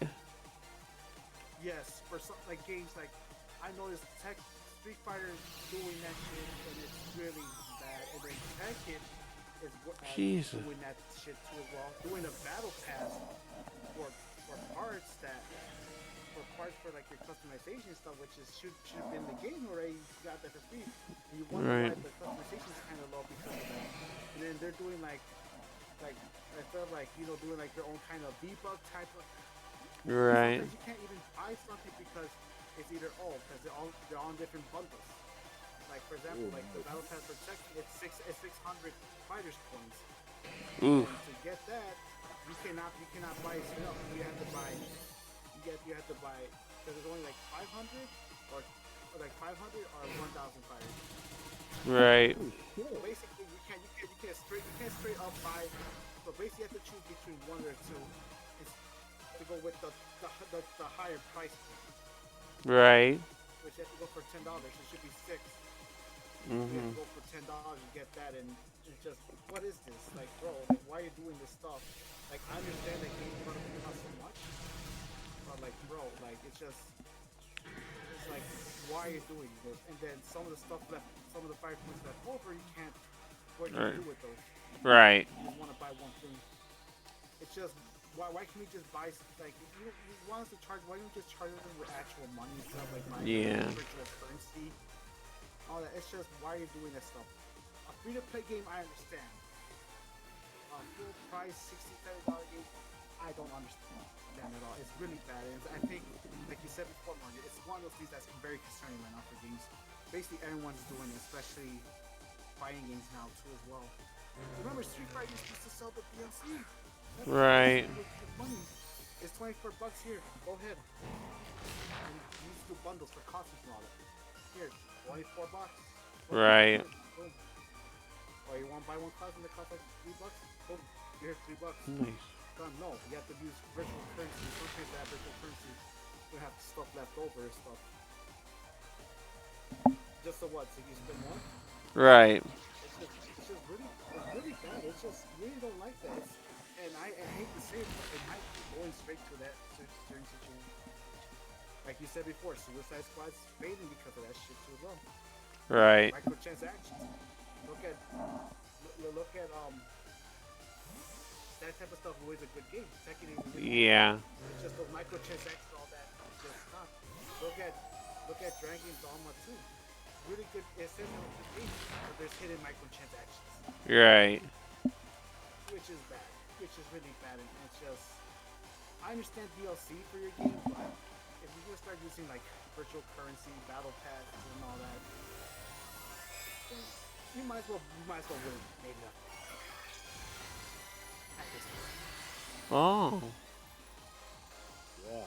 So yeah, so that's my rant about it. So it's just I don't know why people are doing this. It just seemed greedy to me, Right. and it looks like this type of thing might gonna stay for a while. So we'll see how it goes. Hopefully people learn. Hopefully companies learn that you should not be doing this shit Yeah. and all that. And it just really frustrates me. I just hope they really fix that shit up. All right, so Morgan, you want to talk about Pokemon? Let's start with you. Okay, there's a couple of things I need to bring up. Hold on. So we first off for the new regulation G for Pokemon Scarlet and Violet, it's adding a bunch of legendaries, specifically a whole bunch of them, specifically Mewtwo, Lugia, all the basic ones, but also including Origin Form Dialga, Origin Form Palkia, Reshiram, Zekrom, Kyurem, all versions of Kyurem, Cosmo and Solego, Lunala, Necromza, and then the new the eight basically it's adding a bunch of new Pokemon, and this will be the first time that Calyrex, Koraidon, Miraidon, and Terrapagos will be available in competitive play. Okay, so that's cool. That's more because I know some legendary Pokemon has some very fucking bullshit abilities. I know that. And then, while most of them have pressure, some of them have like drought and stuff. Um, and then we So also have a 7-star raid coming up from Megadium from April 7th to the 12th. That'll include and then Blissey will do a rerun from the 12th for the 14th, I think. And then we also have Unite just came out with a new is going to come out with a new battle pass in 12 days. You also have Pokemon Go. We have Mega Heracross coming up on April 13th. And then finally, we're gonna go into the anime department, and we have or the media department, I'll call it, if I can fucking find this one spot for it. God damn it.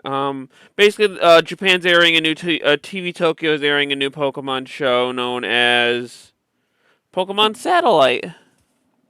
Where it's going to talk about competitive gaming, and then part of the in previewing the anime's new season and stuff. Yep. Also, did you see the last thing? Did you see the Pokemon Sleep competitive play tournament thing for April Fools? April Fools. Oh, I love that. It's hilarious. I know. It's like I was built to sleep.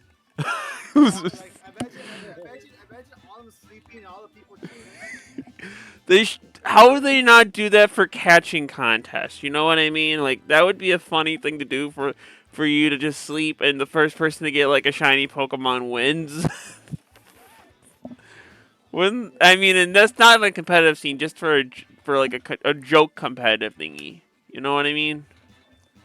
Yeah, it's just hilarious. I love Also, it. we forgot about the. Also, what about that Pokemon? The Pokemon Arceus game It's that just really decided. good. I wish there. No, you mean Did you check out the new game coming on 2025? That's ZA. Yeah, It looks kind of cool. that one. I'm hoping this one has multiplayer because I need a multiplayer Pokemon game like that. You know what I mean? Yeah, yeah. The thing is though, so it looks like they're going back to the past where they're building the whole Eiffel Tower thing that I thought they were going into the future because it says urban redevelopment plan. I assumed they were going into the future. I feel like it's the past, but Then why does I don't know. That's well, we're gonna see when the trailers start coming, falling up, filing in. so which in Kalos. So basically, like This will be let's the let's first get time Kalos will get like its own little it's gonna be like the Kalos remake pretty much. Cause I'm honestly kind of glad I didn't do Unova, to be honest. Unova is just I hate Unova. I hate Gen 5 Pokemon. based on the U.S. I mean, Unova. I like Pokemon Black and White. I appreciate them. I do not like them. I appreciate them. There's a difference. What the fuck is that? Oh, he's got a fucking X focus sash on me. What did Oh, he? but I guess we're going to Paris. Ooh, we got a choice scarf. Yeah. That's perfect, actually. Morgan, I guess you can say Pokemon in Paris. Pokemon in Paris. The so one of the things I specifically talk about is I always make a joke about me being like my joke name in some of the like circles is because my roommate called me the Chicago Clefable Oh yeah, I remember because that. I love Clefables so much. Let's Yeah. do, Yeah, so we're going back to Paris, everyone. yep. Oh, Going woo! back to Paris. U.S. probably gonna have to wait for their turn for a remake or whatever. Yeah, shit. So, so yeah, so basically all that Pokemon stuff sounds really nice. It's actually Yeah. kind of cool. Like I like the idea. One of Okay. the things I wish they did was put the Pokemon Game Boy games and the Game Boy Advance games on. I'm really hoping they Also, do it one day because I have Pokemon Sapphire, Diamond, and Pearl on my fucking system. On like in like and on my DS, but I think they're gonna have to do it at some point. What should I do? Sorry, they have to do it some point. It's what Nintendo. I don't know what it's Nintendo. It's about like there's easy money right there. There's easy money right there. I don't know what it is. It's like mm, this, like we kind of want to make money, but we kind of don't want to make money. So it's like there's easy cash. Like I don't understand. I'll do whatever it takes to make some easy cash. Like it's an right. easy thing. Because it will benefit all the Pokemon fans. But you Michael, know what? How Nintendo is. You know how Nintendo is. The I most think easy it's thing less than they 10. will not do. I think it's even less than Nintendo than more of like Nintendo slash the Pokemon Company International. Oh God, that's not good. Yes, it's like why don't you just do the most convenient thing? Right, It's like to do the most convenient thing is not the thing they're gonna do. right, That's the thing. If it's the most convenient thing, it's like so it's like telling a kid like the most convenient thing they're gonna do something else instead. Not gonna do something else. right, Like Nintendo, Pokemon Company, just do it. right. Just do it. It's everyone's gonna love it. Just figure out a way to put. You have Pokemon Home. You have all this technology. Mm, Like what Patrick said, we have technology. right. Just figure out a way to do it. That's it. What? Yeah, yeah, that's right. Right. So yeah, so so basically that's the end of our video game segment. Now let's Damn. go to wrestling. Now you want to start us up with Yep. Yeah, the go back to about wrestling. All right, I'll yep tell the you what. thing you want to talk about. All right. So this is the resolution 129. It has narration and introduction by AEW and New Japan Pro Wrestling announcers Kevin Kelly. Each Mania contains 2 or 3 matches. Also, interviews by Gorilla Monsoon, the late great Gorilla Monsoon, Neil Santana, Scott Patterson, Buddy Blackson, Dragon Fire, Tony Rod, Raymond Rizzo. I think that is Raymond Rizzo. Hold on. I think it's Ramon. Hold on. Let me see. Raymond Rizzo. Yeah. Okay. Doshi,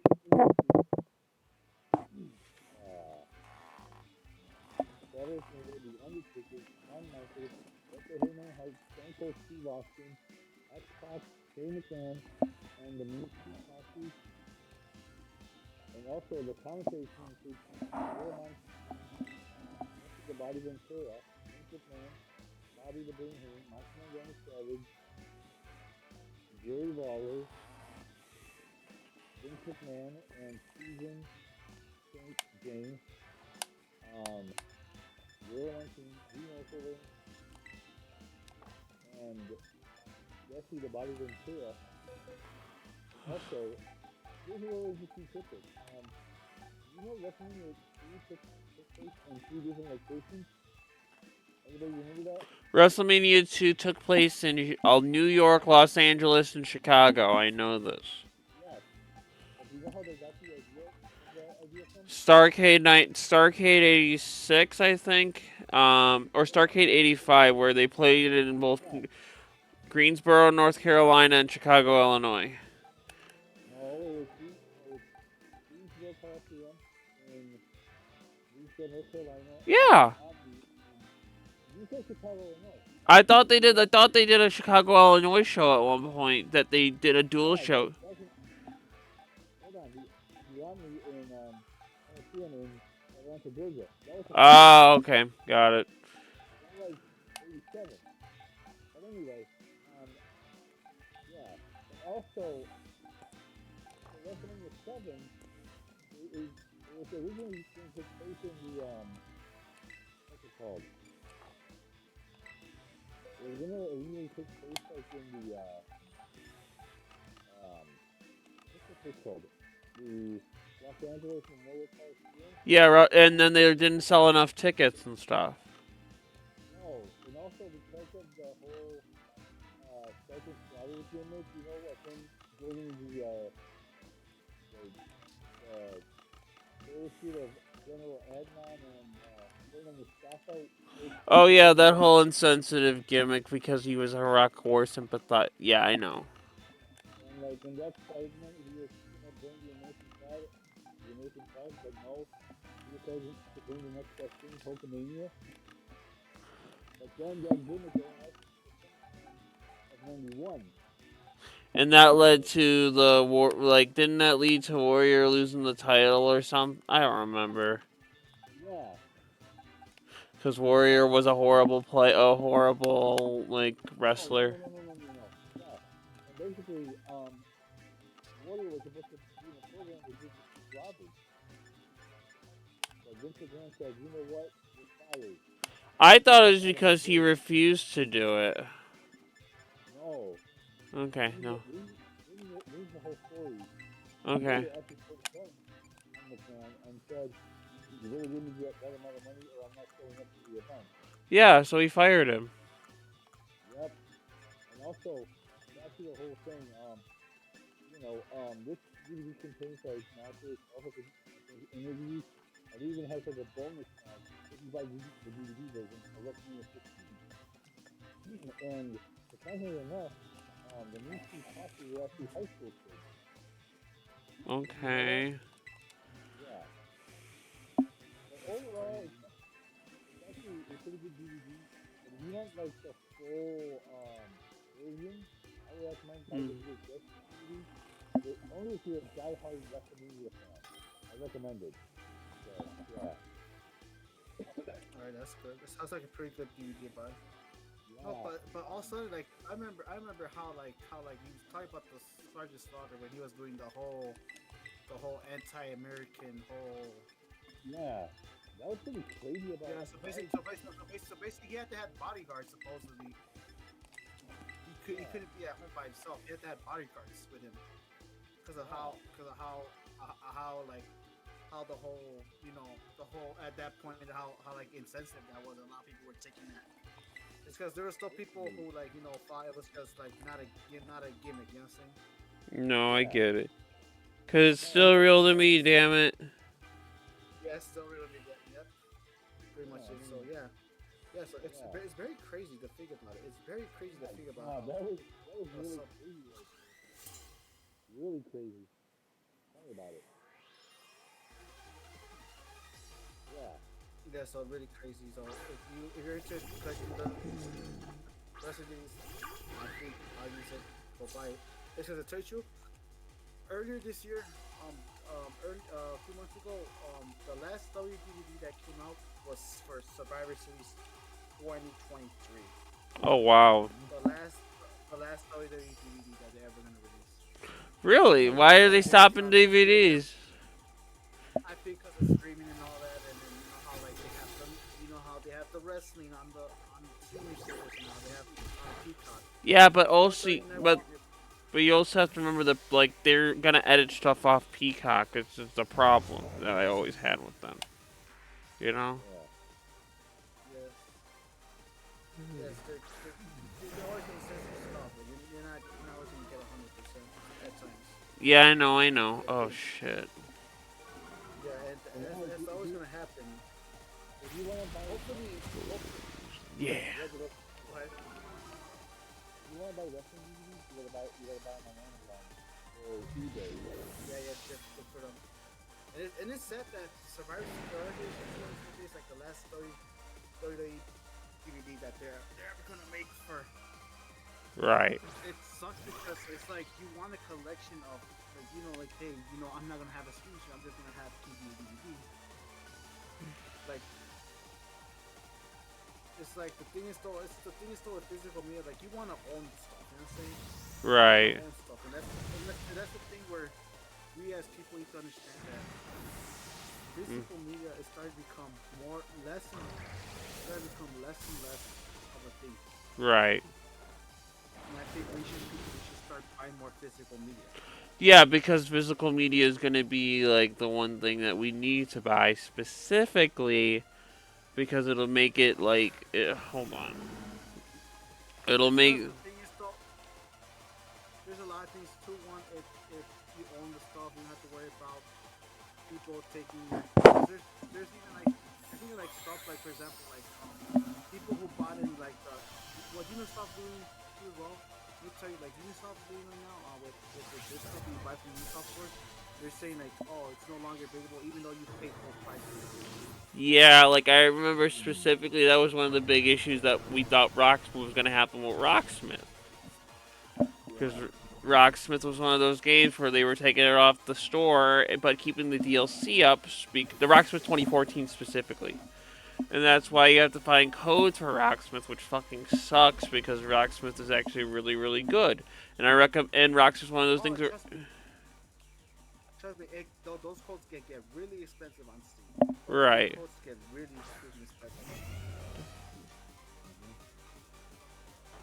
Trust me. I'm trying to buy Street Fighter Cross Tekken on Steam. I have it on. I have it on. You can log if you want to log into my account on PS3. I got it on PS3. I bought it. I do have it on PS3. I just don't have it on Steam. I just want to Have it on have Steam. it. Okay, sure. Yes. Yes. Yeah. It's Just, very just specific. yes. Yes. Shit, what am I doing? Because I want to have my games on. I want to have my games on multiple stuff. But yeah, so basically, physical media is starting to go away, and that's really a bad sign because Yeah. it's going to give companies more power of what can you have, what can you not have. Right. And then there's companies that are taking like your rights out of it, even though you paid pretty much. Especially with Just taking the Sony, they license. took out all the Universal stuff, right? Or was it Warner Brothers Yeah, they took Discovery? out a lot. Sorry. Yes, Go. and then on top of that, they're taking. There's one of the things reason why you fully own it, but they can't alter it. They can't take it away from you. They can't no one can take it away from nothing. They Right. can't alter the content. They can't censor anything. You have this. You have the original. That's yours. Keep forever as long as you want. Right. I'm one of those people that I have a bunch of physical like CDs for a reason. No. Yeah. Yes, I love series. They're really cool. That's the one thing I think people should. That's the one thing I know digital is like more convenient, but is it really convenient in the long run? You know what I'm saying? Yeah, I know. That's what I'm trying to say. So yeah, so basically buy whatever you can on physical as much as you can. Because Right. if you show companies that you buy more physical than digital, they're gonna change your mind. Right. And I have a feeling that a bunch of these things, these sites are gonna like not survive. Like these streaming services are like a bunch of the paid ones. Like look at like they're taking stuff off, and it's one of those big issues because I shouldn't have to buy. I shouldn't have to get a VHS player, record a whole bunch of like content on a VHS tape, and then do that. It's kind of annoying. You know what I mean? Yes. and you as a Pokemon fan, I bet you it's really hard to watch the Pokemon anime if you really want to. It's a Because pain. It's a pain. yes, Because you have everything yes, spread out all over the place, and it's not great. remember back in the day where it used to be Pokemon C, where like there's everything And in this little that section. literally stopped. That stopped existing on March 28th, and I'm really annoyed about that because one of my favorite Pokemon specials was Pokemon Origins, which is a really good Pokemon 4-part Pokemon special. Say like you want to watch Black and White, you can't do that. You want to watch You have to go Pokemon on X, Tubi for that, or you have to go through the fucking Amazon. Most of the stuff, half the stuff isn't even on Netflix. It's a mess. yeah. So basically, what you have to do, you have to start buying the DVDs at this point. At this point. Yeah. Yeah, so that's what I'm saying. Like streaming services, like the thing is, though, it was used to be good at one point, but then a whole bunch of other companies, a lot of stuff moving. So basically, you're gonna have to start spending as much as cable to get all what you want. Yeah, especially since they're trying to Basically, put everything, build everything up as with cable, and it's like, what's the point? like what's the point? I. Yeah, basically, yeah. So that's what I said. That's why the thing is with audience sharing that is those DVDs is just reminds us that physical media is very important in this day and age. At times too, it's very Import, yeah. especially important. Yeah, in this day and age. Right. Mm-hmm. All right, Pokemon. so now onwards to the Hall of Fame. The Hall of Fame, where people come. Okay. All So right, the. Do we have a legacy wing this time? Because I'm not seeing the legacy wing. oh, you Um. mean the Warrior War type thing? No, there's a legacy wing where it's all people before WWF. Like during the WWF. Or did they just not do that? I don't I think don't they think do they that do now. that. Okay. I don't think they do that now. All right, so some of the so today's Story Hall of Fame, this year's Story Hall of Fame is headlined by Paul Heyman. So the nominees are Paul Heyman, which is gonna be inducted Roman by Roman Reigns. Reigns. Oh my god. Bull what's it called? Bull Nakano, Bull what who is Bull getting Nakano. Go ahead, Morgan. Bull Nakano, who's getting inducted by Alundra Blaze, also known as Medusa and NWA slash WCW. fucking WCW.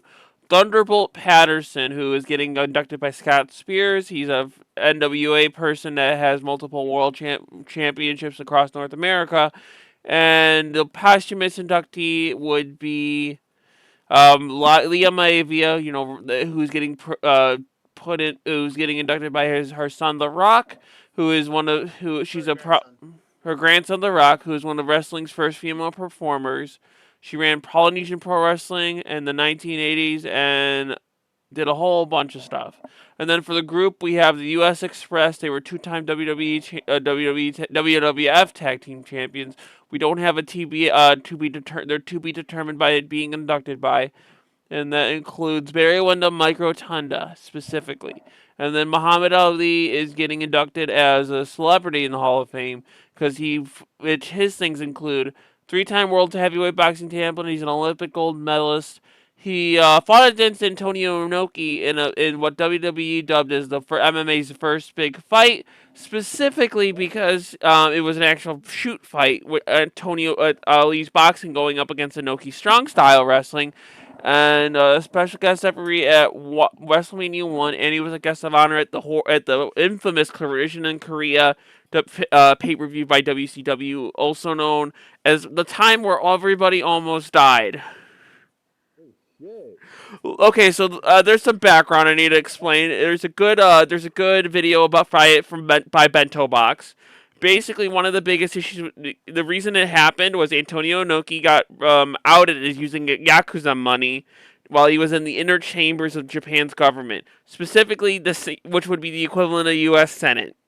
and there's a whole story behind it. You got to look up Bento Box's YouTube video about it. It's completely bonkers. Basically, Toya Nuki was a corrupt politician as his mistress. Yeah, but Nothing. Is everything all right? yeah, it's fine. My headset fell off my head. Yeah, yeah. So pretty much everything's bonkers from that entire thing. Yeah. So it's really like was abducted by his wife, by his widow, Oh, Landia. yeah, So basically let's talk about Paul Heyman. Paul Heyman was probably one of the great wrestling managers that we have. He also created the ECW. He He also was managed also the like Undertaker. he also helped like do back we worked backstage. He also like the general manager of SmackDown at one point. Remember that? yeah, Yeah, and he also managed And the he was a Undertaker. former yeah. And then He he also was managed a the Undertaker. commentator on Monday Raw at one point. Yep. Hmm. And he also Yeah, he's managed the also Undertaker. Okay. He also managed the Undertaker in the yeah he NWA. was a manager. Basically, go Yeah. ahead. Go ahead. Yeah, he was the manager of the Undertaker in WCW. Did you know that? Yeah, I think he was a manager for I think Stone Cold Steve Austin. He was stunning Steve Austin or something like that. Yeah, he was. Was He he? was also the yeah. He He was, was yeah. also I think he was also the manager for the Samoan SWAT team at one point as well, right? I think so. I'm not sure yet, but there's a lot of people he did. He did manager. Most famously, CM Punk, Yeah. Brock Lesnar, especially right now Roman Reigns, Curtis Axel, remember Curtis him? Axel, and then he did yes, and he did Ryback. right back at one point too. Yep. He was even a manager for Rick Rude and Arm Anderson at one point too as well, which is Yeah. Oh, and he was also remember that one segment where he ate soap? I think it was with John Cena, no? Yeah, like Yeah, I do Eddie remember was that. I do remember that. Yeah. like, and he just like and then he eats like soap and stuff like that. That was funny. Yes.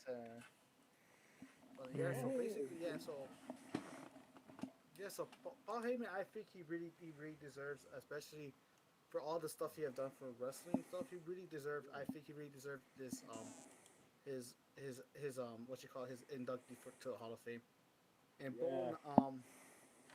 Bo Nakano. Nakano she basically one thing about her was she was a WWE champion, but did you know she was actually the first women's world champion for CMLL, CMML, Mexico. CML. Yep.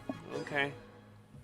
Yeah, she was the first women's champion. She also won a lot Damn. of titles around Japan, Mexico, and the U.S. Really Damn. one of the most popular women's, one of the most influential women's wrestlers, Japanese women wrestlers of all time. Yeah. Yeah. And then Thunderbolt Patterson, which I think he really deserves it because not only that he won championships in the NWA territories, but he also fought for he also fought for rights like he also fought against racism in workplaces and he fought for unions in wrestling back in 19 he was blacklisted by the NWA because he was basically Oh. going against racism. Yeah, Thunderbolt Patterson was actually fighting for rights for like everyone and for unions and all that, which is really I think he really deserved it. He really deserved Yeah, it. he does. He does. He does. He was blacklisted. He was blacklisted for a couple of years by the NWA because of that. Hey, isn't he the racist? No, no, no, no. He's not.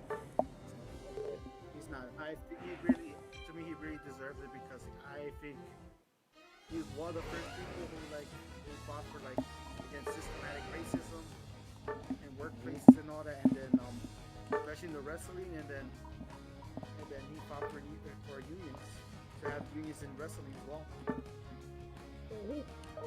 which I think was really awesome, which is really awesome to hear that someone like that issue.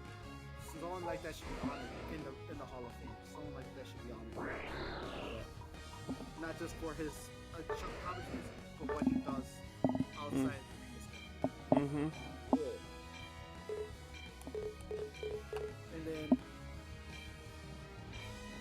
Ida Maria, she's one of the first promoters as well for one of her promotions, the Polynesian, Polynesian Professional Wrestling. Polynesian Professional, which is part of territory of the NWA, because the NWA in Hawaii. Remember, the NWA had a lot of territory, a lot of different shows, and a lot of different Yeah.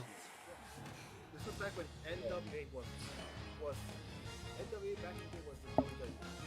It was so specifically NWA is what the Worldwide Wrestling Federation or the WWF would be part of up until 1978. Forget exactly when year.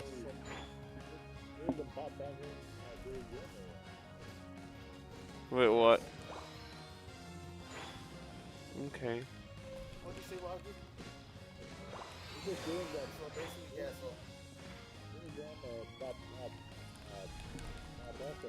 By Backlund era, like yeah. Yeah, around there, yeah. The territory here, basically. Yeah.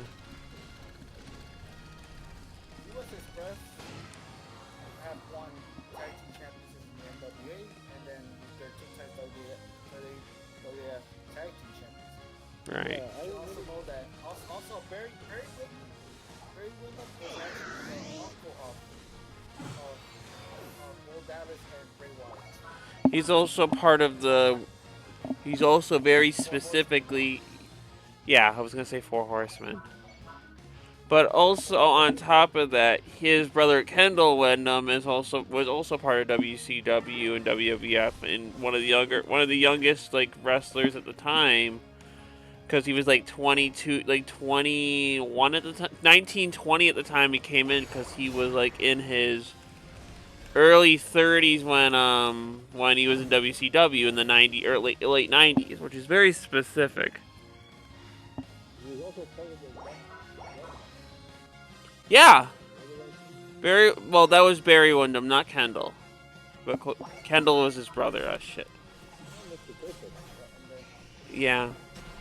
Sorry, I went off on a tangent.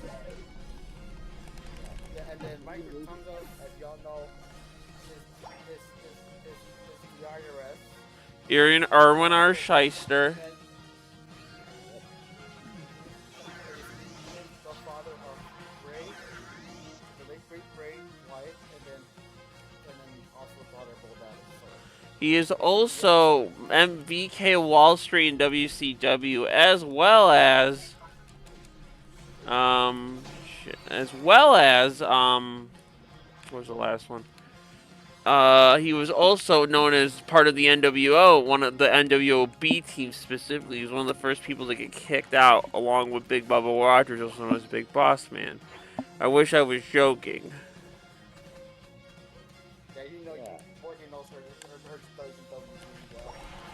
I love WCW now because it's you realize the problem with WCW specifically is that every person who watched Raw assumes it sucks because the only last 2 pieces of media that were part of WCW were the Monday Night Wars documentary and the last year of WCW, which actually was terrible. Yeah, and the reason why they failed in the 90s because Tony Schiavone gave a low ending on that night show. You know how. No, there were so many. Here's the problem. There were so many other issues with WCW. There was there was the fact that Hogan had creative control clause and pretty much ruined the fucking Starrcade '97. There was they would every single year they would have like every single pay-per-view they would have a horrible fucking match in '98. Specifically, one of the October '98 being the Halloween Havoc pay-per-view, which ended with which had the second was the worst match of the year in the semi-main event in what was it? Oh yeah, Hulk Hogan versus Warrior. That was a bad match. And then you every single year, either the main event or the semi-main event would be fucking awful for every single month in 1998. It was bad. Remember that, Yep. remember how Scott came in with the fight, Stone Goldberg, the next match in the world title? Via Catalp, yeah, no, but there were like even if you don't include that, there were so many other issues. You hired Vince Russo, and you had people. You had like the infamous 1996 incident with Brian Pillman jumping ship to getting fired from there, quote unquote, as a work, and then joining WWF in '96. You had And also Rick Rude showing up on both days, the same night. yeah, and then that one was actually kind of cool. That wasn't bad. That was actually kind of cool. That had to do with the Montreal screw job, specifically. And Rick Rude wanted out of WCW, and Raw was still only recorded show at the time, so we ended up on both shows at the same goddamn time. And then there was the other situation of there were so many fuck ups in WCW. It's just kind of hilarious. Even the Great Outfitter, did you see that? Oh, fucking Oklahoma. Yeah, no, don't remind me. That was Ed Ferrara, and I fucking hate Ed Ferrara for that. Yeah. And one of the Oh yeah. okay, you also have to remember that WCW for the last like 3 years of its life were kind of garbage. Was garbage. You had Hulk Hogan running for president, which My God. well the problem was he was running for president, quote unquote. there was, and he quote unquote announced his retirement in 1998, and then in 1999 he won the championship. How can you, even though no, and then there were problems with like where everyone, and there was also the issue. Most people were a bunch of people were getting drunk on the air, specifically Eric Bischoff, Kevin Nash, Scott Hall, Bobby the Brain Heenan. And Bobby was the only one that went to fucking rehab for it. That's why he stopped being on wrestling shows because he was getting too drunk every fucking week. Yeah, and also, some famous days when he got taken to the health by a horse? That was okay. So the Bobby the Brain Heenan injury had to do with him getting his neck fucked up by the Ultimate Warrior because Ultimate Warrior is an unsafe worker. That's why he retired from managing and became an announcer. Yeah, and also, he had throat problems as well. Did you not know that? I won't know, but I wouldn't be surprised if he did. Yeah, that's why he thought he was throat cancer. Oh, yeah, no, I get that. Should we keep going because we kind of went off on a Yes. tangent? Yeah. Yes. So I mean, that's why Muhammad Ali. What else can you say about Muhammad Ali? One of the best boxers of all time. Yeah. Three-time world heavyweight boxing champion, gold medalist. He won a gold medal in the 1960 Olympics. Yeah. Olympics in the light heavyweight division. As you said, he had a shoot fight with Tony Nuki in the War of Wars. Worlds? War of the Worlds. The War of Worlds, yeah, basically, yeah. And he also special guest referee in WrestleMania 1, which he punched Roddy Piper. That's not surprising. Sure. Yeah. So it's basically what can you say about it? Maybe what can you say? Also he had a what was it? 56 and 5 record in boxing, which is really good. Yeah. Yeah. Yeah. 56 and yeah, 56 and 5. You double check that. Yeah, you might as well. Yeah, Okay. 56 and 5. Yeah. That's not bad at all. That's great. So, Okay. Do you guys want to keep going? yeah, Bear- we're almost there. But basically, I think all the nominees actually deserve their spot. Right. Actually deserve all their spots, and congratulations to all of them. Yay. Hopefully, like I know there's some people saying that Bray Wyatt should have been on there and all that, but there's still always years ahead, so there's always he's gonna be in the Hall of Fame. He's gonna be in the Hall of Fame. So Right. Yeah. So Uh, now let's talk about yep, the last thing we're talking about WrestleMania predictions. Oh boy. all right, we gotta barrel through this because I gotta go to bed soon because I have to work. So we All get right. just barely barrel through this shit. All right. So Yeah, we're gonna go. All right. So as we confirmed this, we confirmed the night one, night two matches are there. So okay. So night one. So let's talk about Rhea and Becky. Let's for the Can women's world championship. can Who we do you just think's gonna win? we? Oh yeah, okay. I'm gonna say Rhea. Rhea. I will have to Rhea. say. Okay, Rhea. I will have to say. Let's say you could do Becky, but I'll go for Rhea for now. Okay. And then you're gonna have to type you're gonna have to remember these so we can just watch so I can watch it on YouTube later. You're Yeah, gonna have don't worry. We're gonna go over who has the most correct. to yeah, perfect. Gunther Okay, versus so Sami Zayn. Intercontinental Championship. Gunther. Gunther's the Uh, champ. Sami Zayn. Yeah, no, I don't think he's gonna win after. I'm gonna say Gunter because Gunter's been super good right now. He's been really good. I've been happy. No, you can still say Sam. If you think Sami Zayn's gonna win, say Sami Zayn's gonna win. You can't be. You can't be wrong. You can't be more than wrong. Okay. Okay, so 6-team ladder tag team test. Judgment Day versus DIY versus the Awesome Truth versus New Day versus A Town Down Under and New Catch Protonic. Who do you think's gonna win that? That's a fucking good one. I'm gonna say the New Day. You Augie? Awesome Truth. I'm gonna have to say Awesome Shield because I feel like they're hinting because you know how the segments with Judgment Day and our Truth or whatever going on when they're Raw and stuff, Yeah, Yeah. and our Truth gets his revenge. yeah, And what is it with the Miz? And Yeah, ladder but match. yeah. right. Alright, cause now this one, next match. This one is a very personal match.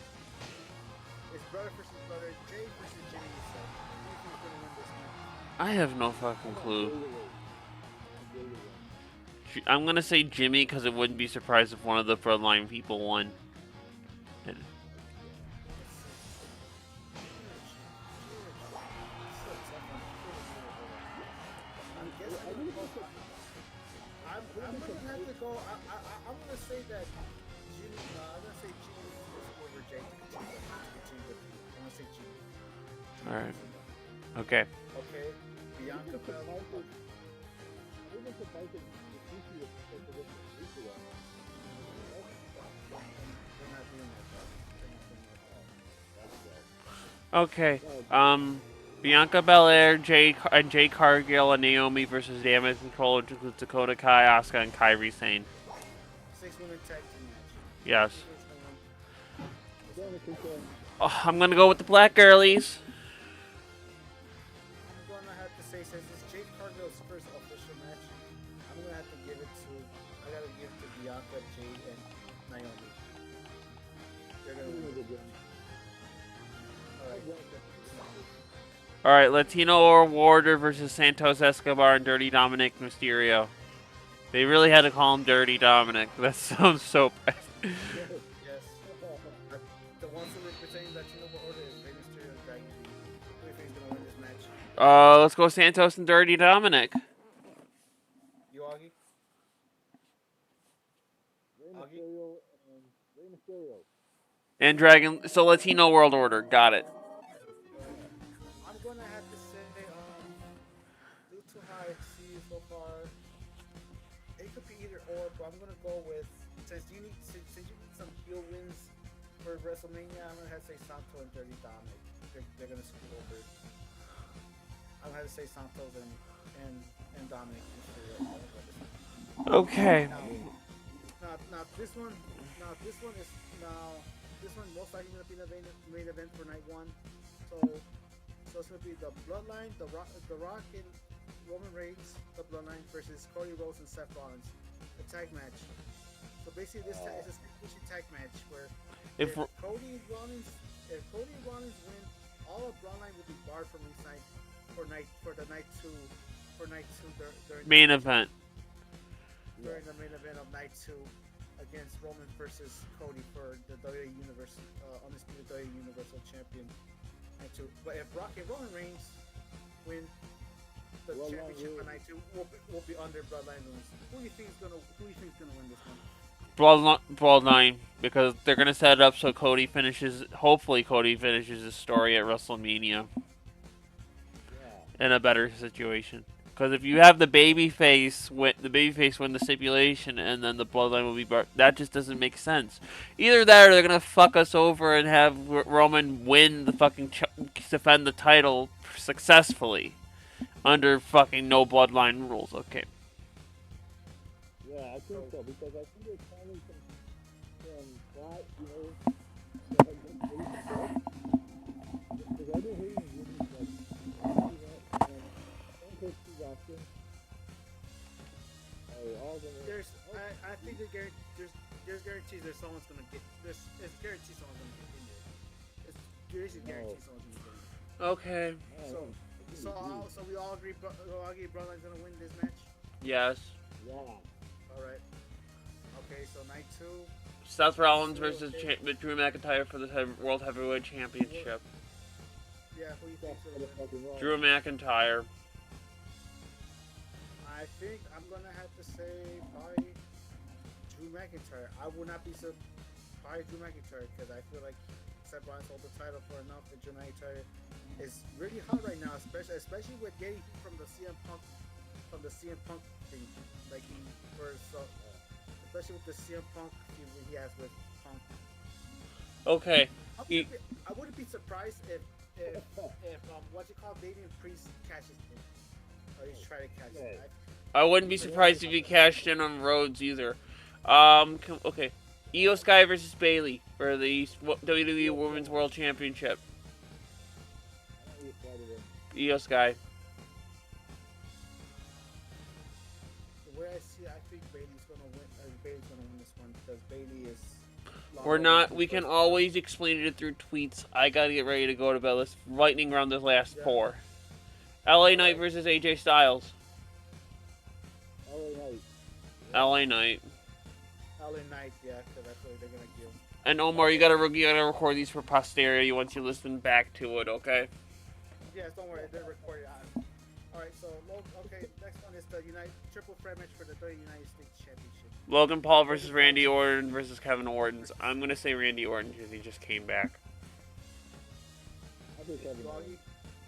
This is a tough one, but I'm gonna maybe they might go with Orton. I could probably see. I'll say Orton for now because I would be surprised if Logan. I would be surprised if Logan retains, but I'm gonna say Randy. Okay, so alright, now for the 6-man Village of TO3 fight, the Pride, which is basically Bobby Lashley, Angelo Dawkins, and Montez Ford. Bobby Ashley and the Street Profits with B-Fab. Who the fuck is B? Versus B-Fab. Versus the Final Testament with Paul Allen and yeah, sorry. Cross, Akam and Razor from like the Authors of Pain. Authors of Pain, yep. With Scarlett and Paul Ernie, yeah. Who's gonna win this one, the Pride or the Final Testament? Final Testament. I wouldn't be surprised considering they got the Authors of fucking Pain. You all Final Testament.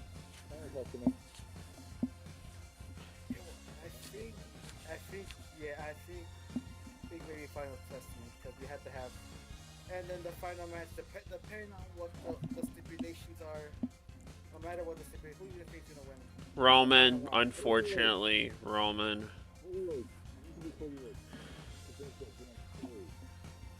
Rome. I think it's gonna be, for me, I think it's gonna be Cody Rhodes because they have to finish the story. We cannot win 2 Royal Rumbles in a row and not finish the story. Right. Period. Yeah. And he lost last year, so Cody Rhodes. So that's a particular because if Ash Ketchum, Messi can finish their fucking story, so can Cody Rhodes.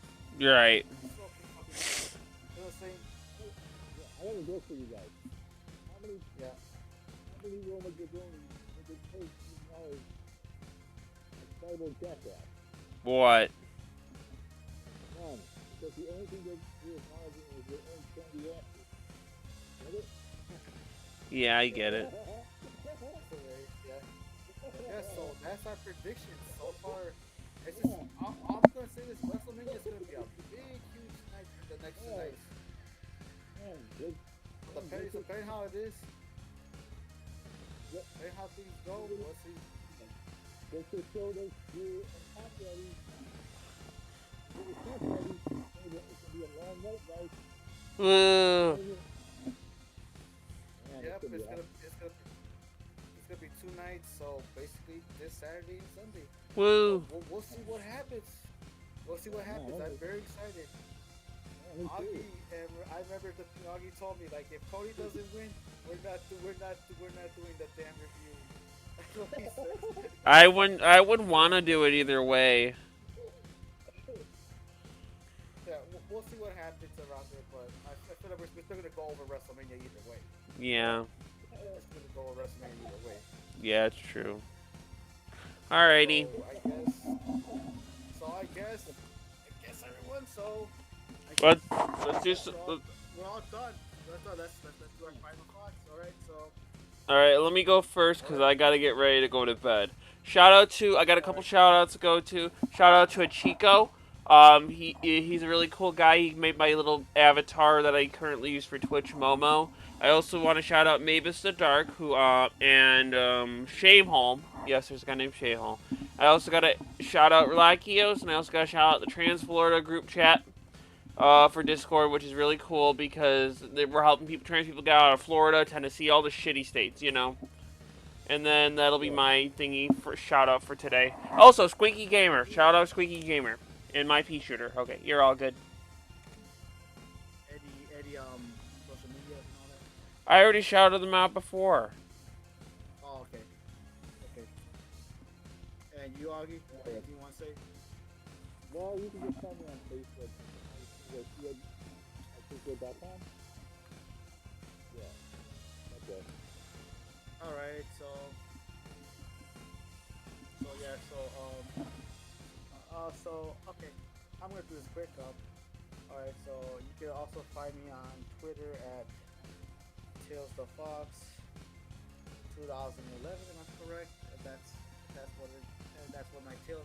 That's what my You can find me on Twitter. Other social media I can't think of right now. Instagram, where's my Instagram? Hold on. You can also find me on Instagram. Find me on Instagram. My username is TiltTheFox2013. And I'm also those are the two I use so far. I'll probably add the other social media sites in the description. In the description for the video. When I put it on. So basically, Tails the Fox 2011 on Twitter, X, formerly Twitter, which sounds so weird, and Instagram at Tails the Fox 2013. There we got it. So, all right. So thank you for everyone to join me. I'm gonna try my best to upload this on multiple platforms. So how do you guys feel? Good? Yeah, I feel good. All right. So thank you for everyone for joining in, and I wish you all a good night. All right, have a good night, y'all. I will see you probably sometime tomorrow, Saturday or Sunday, for our little watch video game / social media watch thingy. Talk to y'all later. Bye.